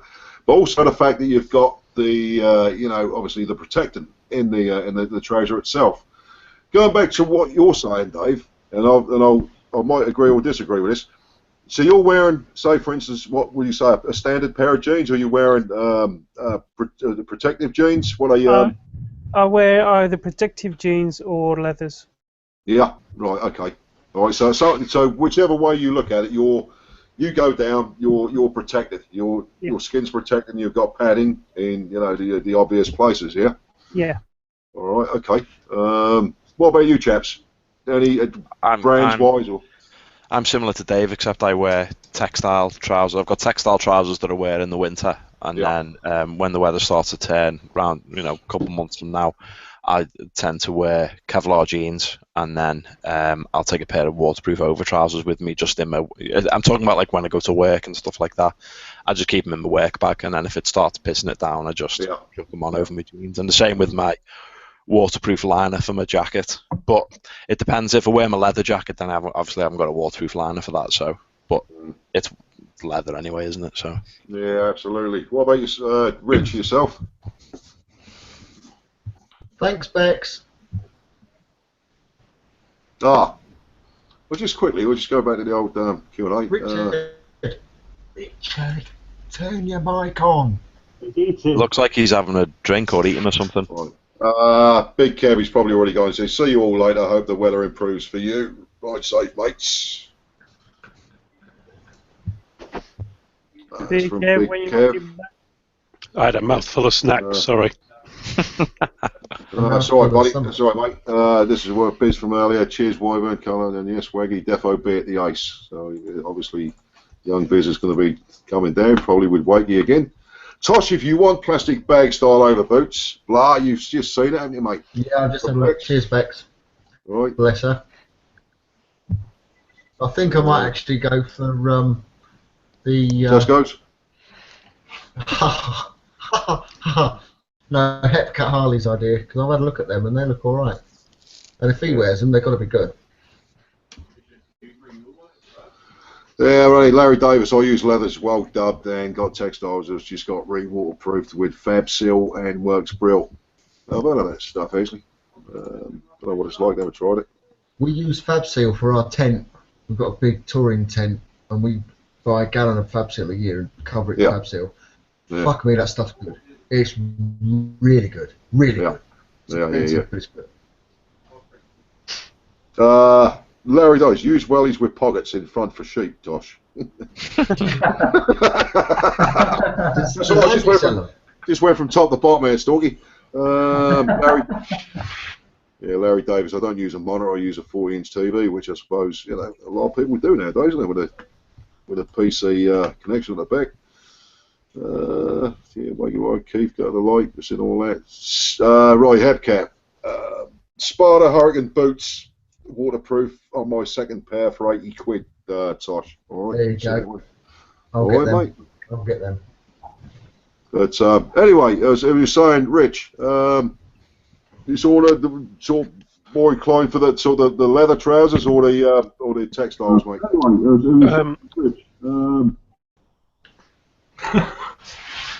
I think there's a ghost.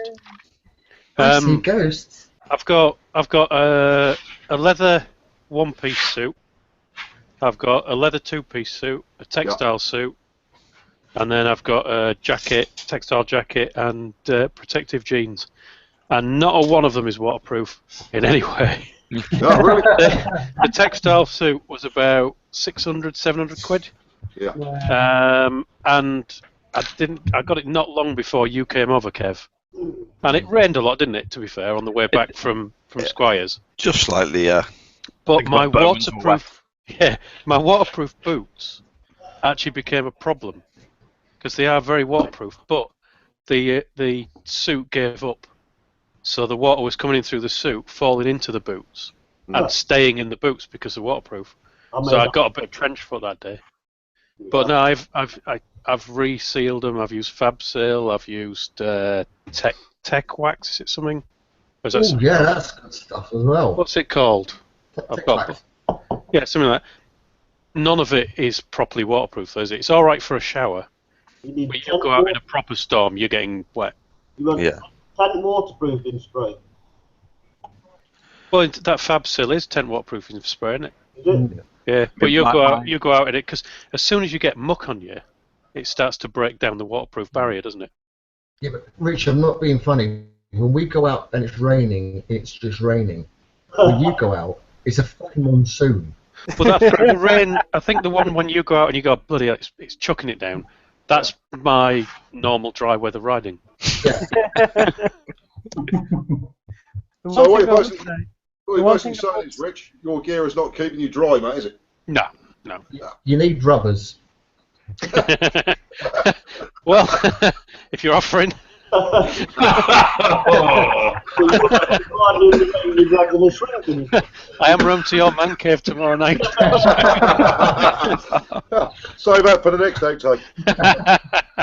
The one thing I would say though is if you plan on going on a ride out, I always take 2 pairs of gloves with me, just in case it does start to rain, because your gloves always tend to get wet. Yeah. Use marigolds at high vis too.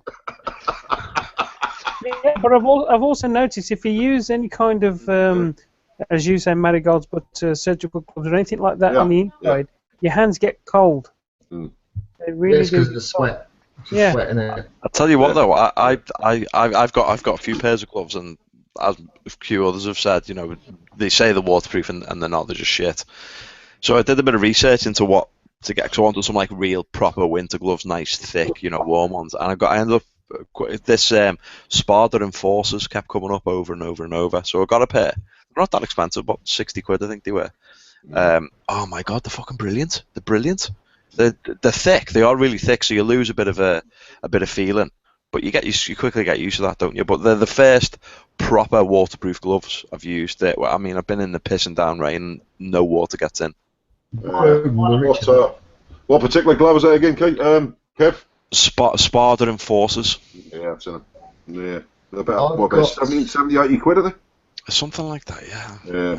I use Rika or Risha or whatever you call it. Mine is Risha. Right, yeah. I tell you what, you know, they've been totally waterproof all the time. They are thick though, you know. I mean, Dean did a little bit of a thing. I put him onto them and he tried them, and then complained that they weren't letting the heat through from his heated grips. Yeah. 65 quid them Sparta Enforcers are. Ain't bad. Where's that from? That's just on Get Geared. I'm sure if you shopped around, you'd probably get it a bit cheaper. Yeah. I mean, I'll probably get trolled for this, but I don't actually use biker gloves in the winter. I've got these electrically heated wind and rain resistant gloves, and with my heated pads, my hands are really nice and warm. I've actually not stopped using my summer gloves yet this year. Really? Seriously, with the heated grips, don't need them. Yeah, I got heated pads. Your grips were 30, 40 quid. Mine was £4 for 2 sets. I wish they were only 30 or 40 quid. Okay, so yeah, you know what I mean. Stick a 1 in front of that. No, they were about 80 quid, I think. Yeah, good though, weren't they? So your summer gloves, your summer gloves might be slightly different to mine, because mine sort of, you know, they ain't got the gauntlet bit. They just literally stop about there, so they're no good for the winter. Fucking shit myself then. Jesus Christ! I just realised what he's on about. Jesus Christ! Anybody watching this is thinking, what? What the hell was that? For those who were not in the group chat, I was just asking, is anybody else spooked by the face? Fucking Rich, I actually shit myself then. What is it? It's a photograph. Is it Jen? It's me and Jen. It's just the lining of it, the way it was lined up was perfect. That's absolutely spot on the angle, and the fact that the eye was sort of creeping around the corner. Yeah, that's the only jump you're going to get tonight.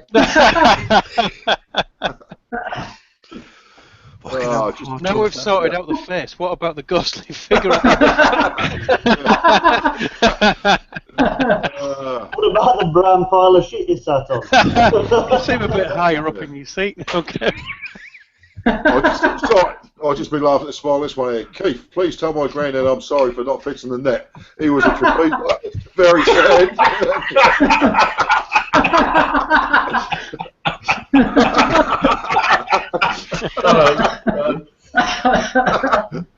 Sandy Green. Oh, I'm fucking heartbroken. Jeez. Skeggy, have you posted a link to the boots that you wear? Yeah. Yeah. And they're waterproof as well? Yeah. Cool. You see, you come on this channel and everybody finds out what they need to know. It's amazing.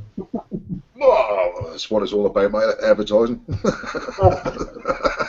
Well, it's hard to get decent waterproof boots.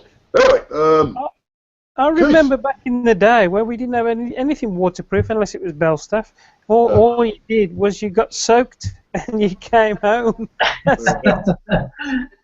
They were the good old days. yeah, the days when you just used to ride around in just normal jeans and boots and a sort of a just leather jacket with a denim cut down with Motorhead on the back. That's I all. will say, where I come from, everybody just used to wear a donkey jacket. Yeah, donkey jackets as well. With National Coal Board written on the back. Yeah, NCB written on the back. Can I raise a topic? Go on, Rich. Is it too late for a topic now?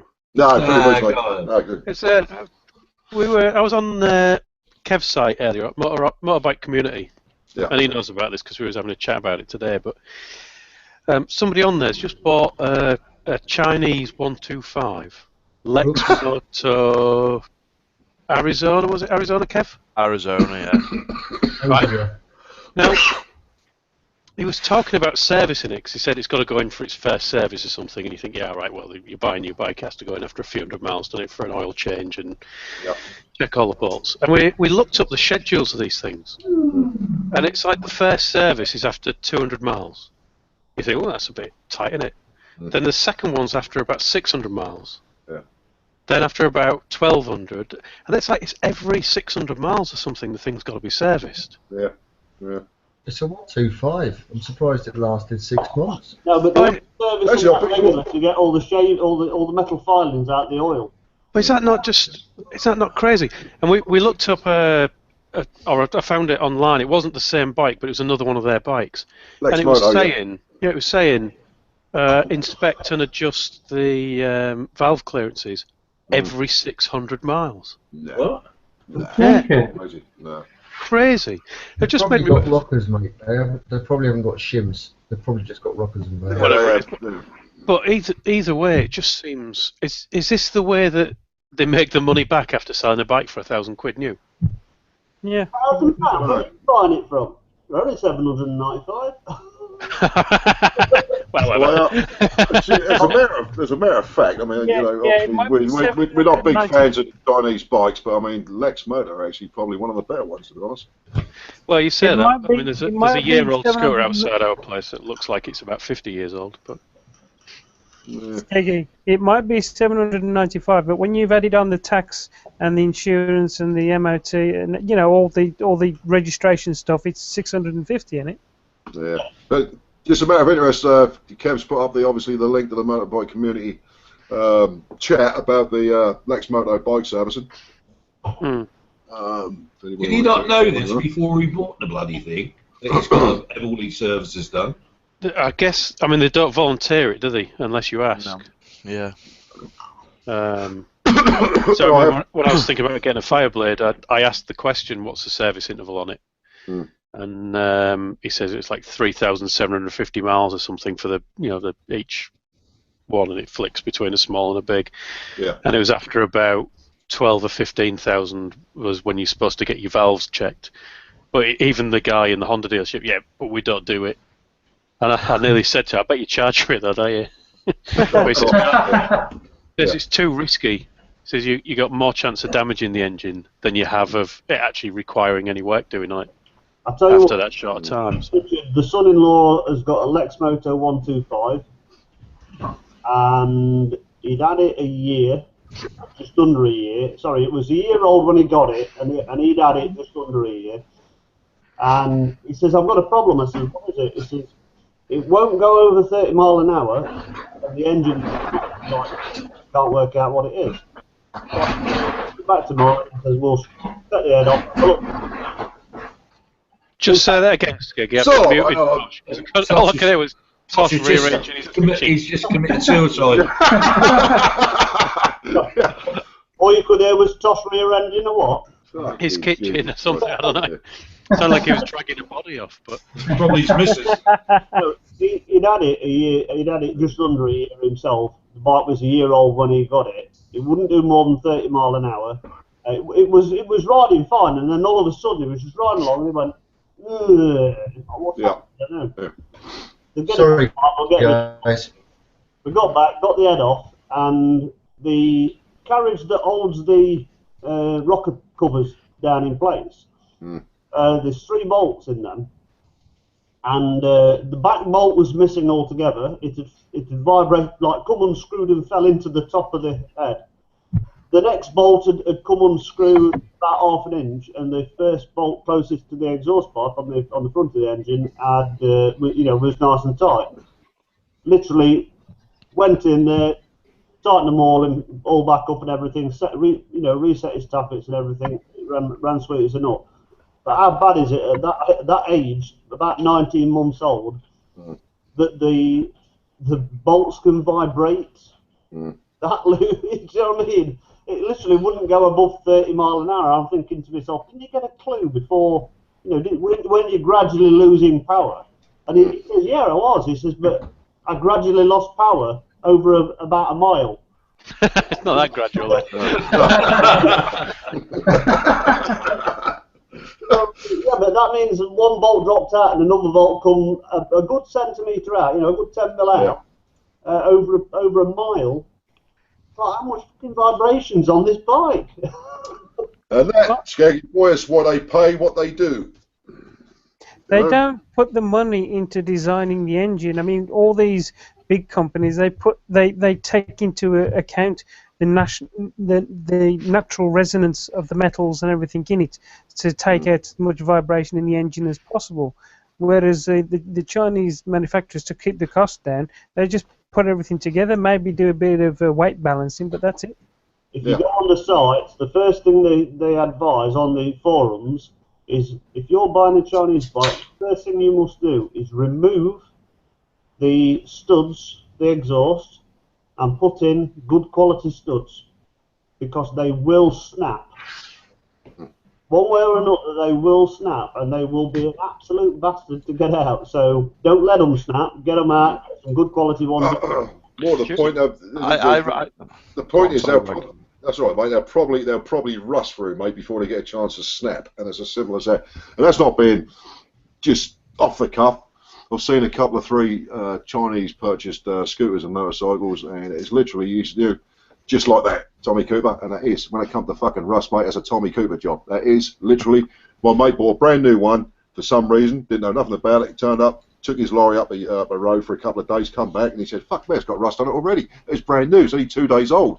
And the studs around, the tops of the suspension units, and around the top with the handlebar clamps and everything else, they'd gone rusty.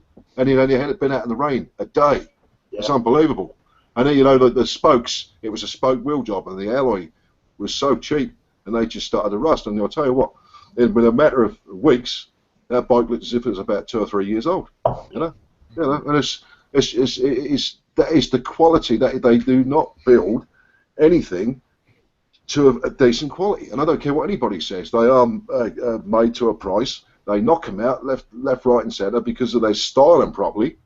But you're not getting the quality, are you? No. You don't expect these things to last.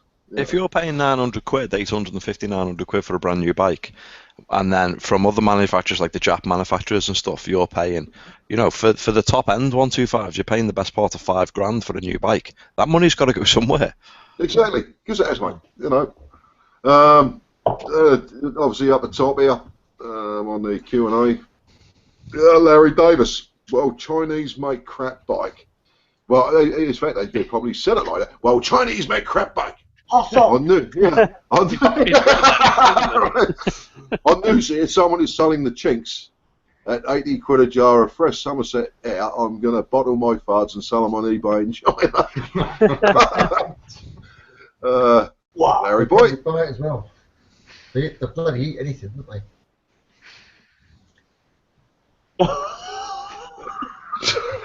was just looking at this one out. I thought Tosh would put this one up. No. I can remember running up down a lay-by to keep warm before heated grips were invented. I remember drying my gloves out on top of the engine block. Yeah. You don't dry your gloves out on the end of your exhaust.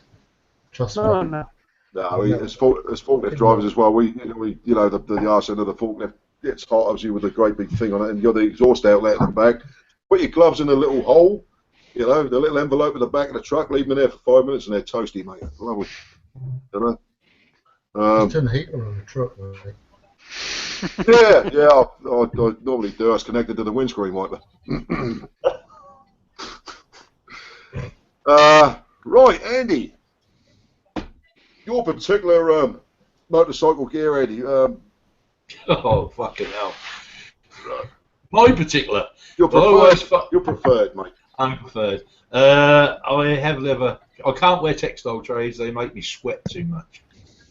Yeah, I like sweaty, but I hate the bloody things. I really do. So I wear leather trousers if I go on long journeys, but I always wear Cavanagh jeans.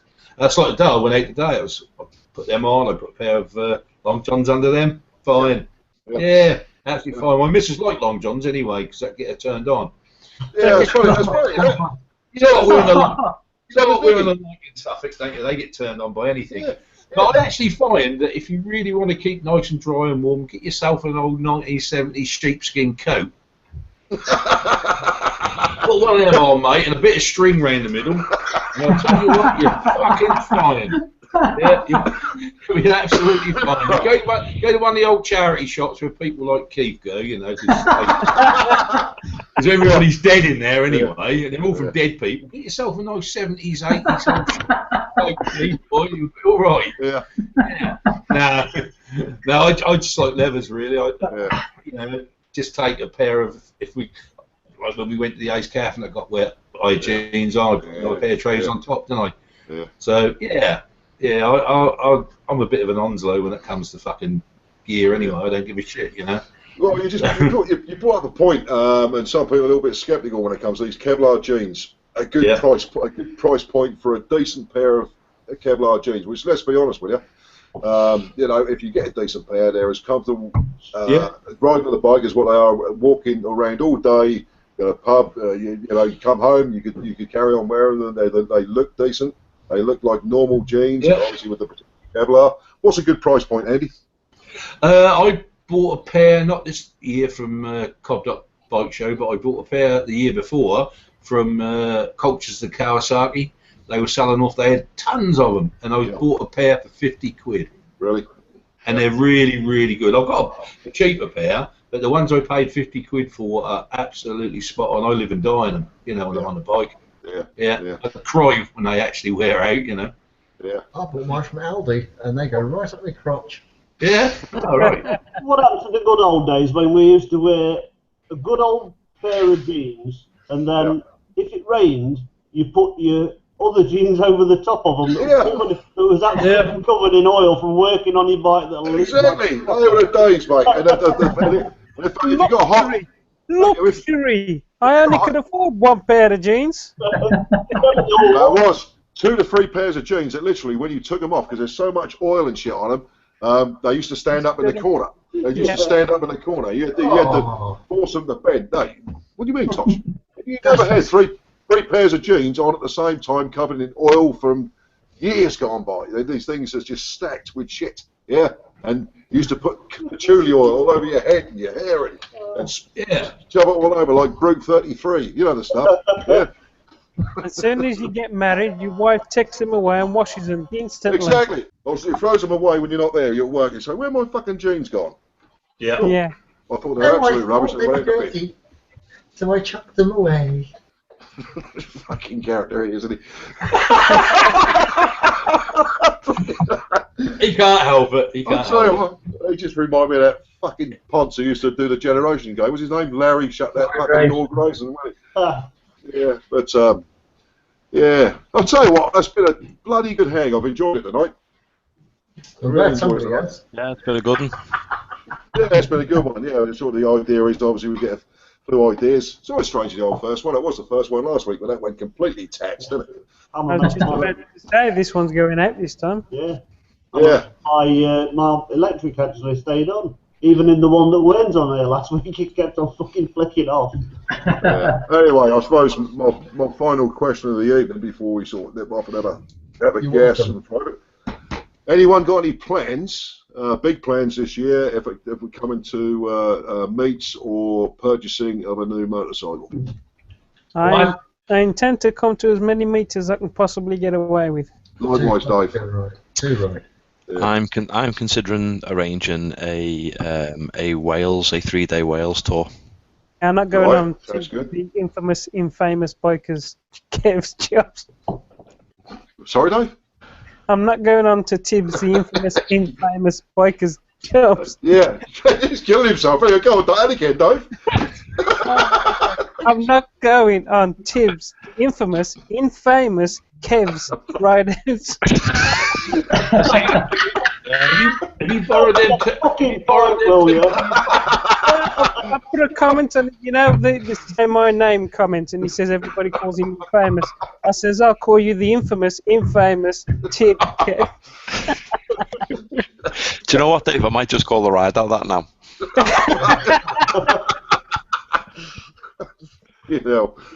Oh, nice one. Me and the missus are planning to do Europe this year for 3 days. Are you guys still doing the Iron Butt Challenge? Yeah, kind of. I like how Richard goes, Yeah, well, Rich is a defo, and Tosh is sort of backed out. No, I haven't backed out. It's finding the right route. If you go down south, it's nothing but traffic everywhere. And Scotland has got silly. If you go up north, it's nothing but speed cameras. Yeah. Scotland's doing this whole 1 mile an hour stupidity. Yeah. Just ride up and down the Humber Bridge. Well, my thoughts we could do the whole thing on one roundabout. Obviously a roundabout with a petrol station on it. Yeah, Scotch Corner. Scotch Corner roundabout. So we've got to find a route. But down south is just gridlocked, and up north is just speed cameraed. So east to west. Wales. East to west, yeah. You're sorry. You can't because the M62 at 5 o'clock at night is fucking horrendous because I do it quite a lot. Why would you want to And go? it'll take you an hour to do the mile. Roads. You need motorways, but you've got to maintain a 70 mile an hour average Have you? to get 1,000 miles in a day. Why would the M62 be 1 mile an hour? Have you been on it at 5 o'clock at night? Yeah. Have you been on it at 5 o'clock at night on a motorbike? Not on a lorry. You can't move. I was going to use the motorbike. Yeah. But challenging in a car would be a bit. It's not that much of a challenge, is it? So we'll figure something out. Yeah.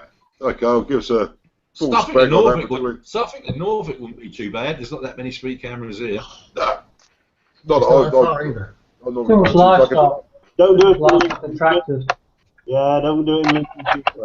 No.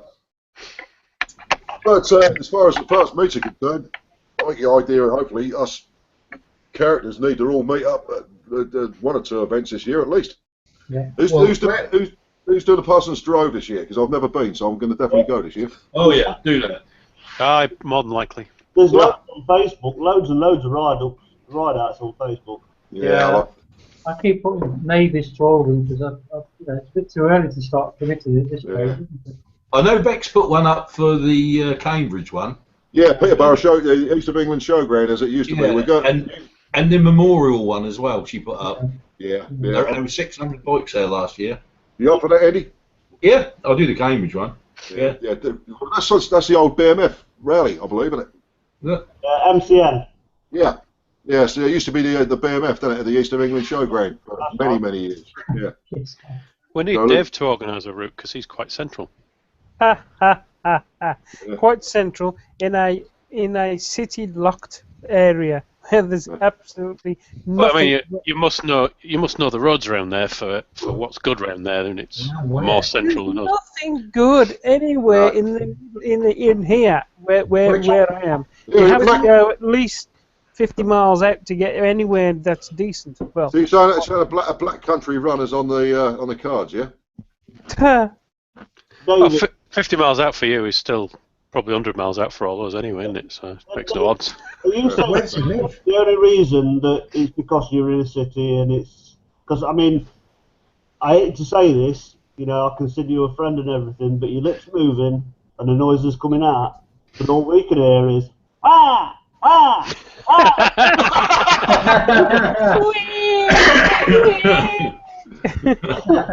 Skeggy, mate. Bex has put a request for the old Hunt Stanton run. This Oh year. yeah, we've got to do that again. Yeah, Yeah. I fully intend on doing that again. Yeah, got to do a Hunt Stanton one. It was a good ride out, that was. That was, mate. It's good. Unfortunately, obviously, Andy had the puncher, which bit for yourself, but as your sort of day took a different enjoyable trip elsewhere, Andy, didn't it? That particular day. So. Yeah, but I still enjoyed myself because I met everybody up there, and then I was with the Cactus Twins, and we had a good laugh, you know. Yeah, absolutely. Yeah. And yeah, that was a mighty fine day. I must admit, I would never ever attempt that again after a night shift. Though. Never, not in a million years. I like Cat Harley's suggestion. Is that Cat Harley's suggestion? Yeah. Where is it? What? Where are we? Oh, the Highway to Heaven ride out for me. Yeah.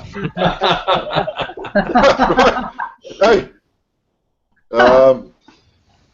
I understand there's some CCTV footage knocking about of you walking around with somebody else's chips, Keith. Somebody else's chips? Yeah, Keith, Hepcats, wasn't he? I think he likes to have all the people's chips. Yeah. Everybody's chips are his chips. As well as his own chips. I think he owns the chip shops. Yeah, I think he was on a chip shop run with yourself, and that he's off, didn't he, or something or other? And he said the worst bit about it was that bastard Keith had my chips.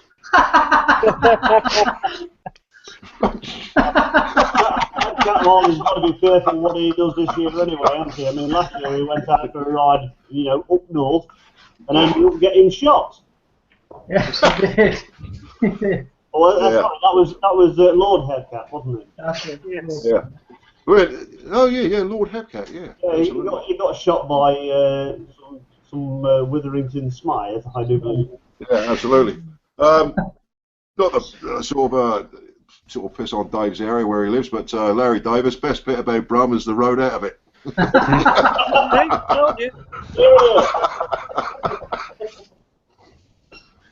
Yeah. Oh, Larry boy. Yeah. Right, guys. While there's a natural lull, I'm gonna drop off and get ready for bed. So thanks for the night, guys. I'll tell you what, appreciate it, mate. It's been mighty fine to see you, dude. And like I say, I'll be again with myself in 2 weeks' time, unless we've got any other volunteers to do it in the weeks between, which would be nice. I think once a fortnight works well. I think once a week is a bit too much. Once a fortnight works well. That's fine by me, mate. You know, as long as everybody turns up, you have a good crack. We'll duly carry on in the tradition that has been started. So sounds good. Right, I'll see you all soon, fellas. Take care, mate. Okay, mate. Yeah, buddy. Yeah. Anyway, I'd just like to say, chaps, it's been an excellent night. Really enjoyed it. Oh, thanks. Yep. Thanks. Well, I'm gonna get myself ready to get back in the coffin for the night. Yeah, you've plenty of books, Dracula. I need to do something about these shopping bags and shadows. God almighty. Fucking moaning. I look like a meerkat. God. You need a good ride with your visor open. Simples. Simples. Anyway, I'll see you next time, guys. All right. Good to see you, bud. Okay. Are we still live? Yeah, we certainly are, my man. Yeah. I'm going as well now because Drake's is in 5 minutes, so I've got to make a cup of tea. All right, Tosh, it's been an absolute pleasure, mate. I did tell you to piss off last time, but I won't this time. Oh, go on. I enjoyed it. That's good to see you, Tosh, mate. Tomorrow night, same time, Tosh. Yeah, whenever. Don't forget the lubricant. Yeah, I was going to say, and the request is, mate, get as many of them outtakes as possible, because that was a thoroughly enjoyable video, both. That was, I really enjoyed that. Somebody has We do got have to a do giggle. something with those green screens. Lubricant and plenty of things, something to do with your Richard's entering your man cave. Yeah. Did you turn off at that point in disgust? He will be coming in my man cave tomorrow night. Yeah. Oh, right. God, that's horrible. Right. That's too much information there. I might not be able to make it tomorrow night after all. I wouldn't. I'll tell you what, just going back to the Q&A quickly, for the final time, and I've never been there myself. Loomies, obviously Keith has been there now. I've never been down to Loomies. I don't know whether any of you chaps have. I know it's obviously down south, obviously.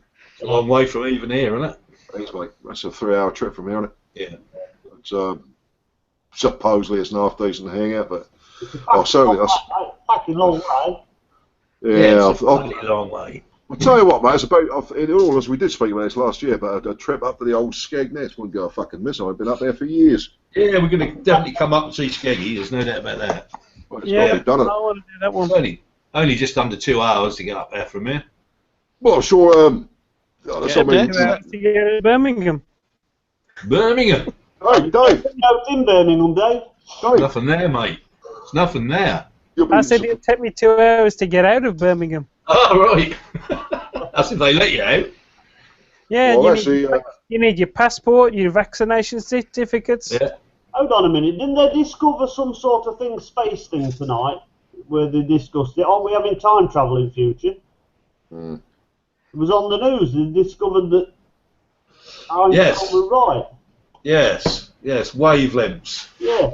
Yes. Gravitational waves. Time Yes. travel. all right. Oh, that'd be nice. You out to fucking Birmingham, mate. They'll probably time travel Birmingham right out to space to Planet X or something like that, won't they? Fuck it off. Just leave a big black hole there. I don't know.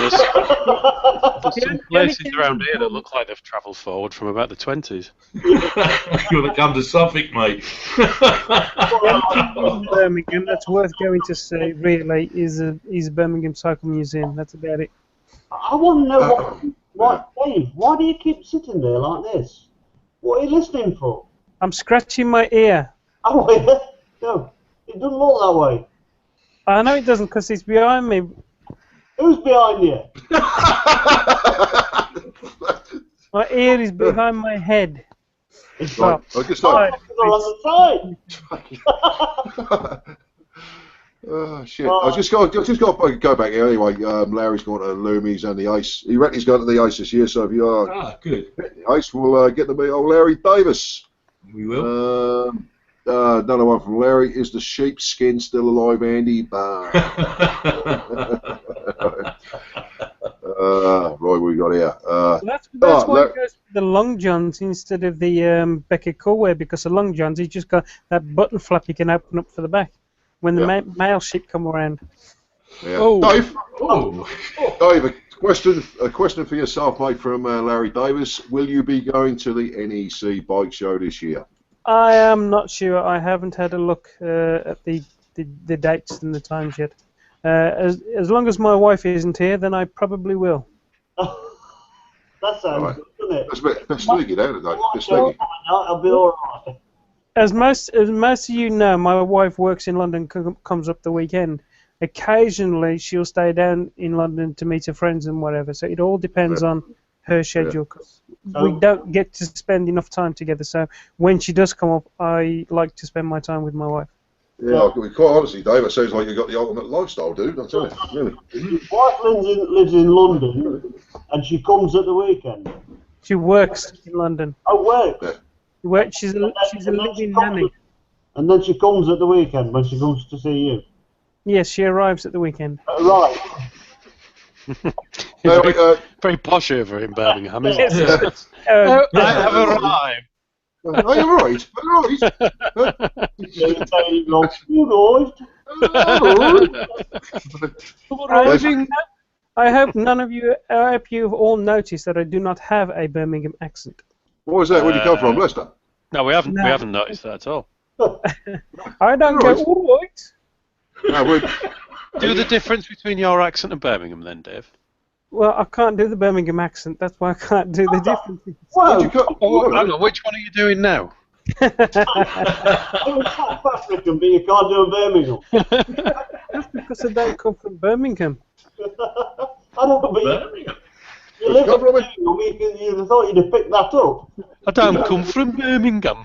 I There mean, you go. South Africa. I come from the Black Country. I am a Wolvertonian. Oh, there's a difference between the Black Country and Birmingham, mate. Is there? Yeah, that's what I've been told by drivers. Yeah, don't mix them up. Birmingham and the Black Country. Oh, Because you might drop your load off at the wrong place. Yeah, West Bromwich. Can you do a Scouse accent, Dave? Nope. Come on, give it a go. I need to hear it to have a go at it. What's something like, Dave. hey, they do that though, don't they? No, I need a Scouse accent, please. Well, I have to nip round, Dave, for a drink, mate, because I'm bringing my daughter and my son over to Birmingham, Rugeley, Saturday, mate, because my daughter's spending a week in Rugeley with her boyfriend. So I'm in Birmingham, all right? Saturday, yeah. So I got I think that's about 3 hours from here, isn't it? Yeah. About 3 hours. Okay, 3 hours. It only takes me 3 hours to get to Portsmouth. Takes me 3 hours to get out to Lincolnshire. It only takes me, what, an hour and 45 minutes to get to London. Yeah. Well, You notice as I was adding the time there, because it's actually only an hour and 20 minutes, but I'm not saying that on live on air. Yeah. I can't believe the last time I was at the NEC was 19... Christ alive. 19... Trying to think now. 19 anythings. No, I'm trying to think. No, 19... It was 100 hours. 1994 was the last time I went to the NEC bike show. I went there last year and I was a bit disappointed, if I'm honest. Yeah, I went a couple of years ago and I just was not. No, I weren't impressed. I was expecting bargains and new bikes, and there were a few new bikes, but bugger all in the way of bargains. I went in 1992, but it was just a woodworking exhibition to do with work. It's quite boring. Do you know what? I actually used to enjoy the one at Earl's Court more so than the one at the NEC, to be honest. We went there. One of the things we were looking to get, I was thinking of getting a new helmet, but they were all just list price. Yeah. Lisa wanted a new jacket, and we found a jacket she liked. And I said, well, go and try it on then. While she was trying it on, I looked it up on the web, and it was 20 quid cheaper from a shop. Yeah, yeah. We went to the shop and got it from there instead. I think it's a big difference. It's a big difference because, you know, when we used to go, I haven't been to the BMF rally as it was. We used to go all the way through the 80s, and the last time I went was probably about 88, 89 time.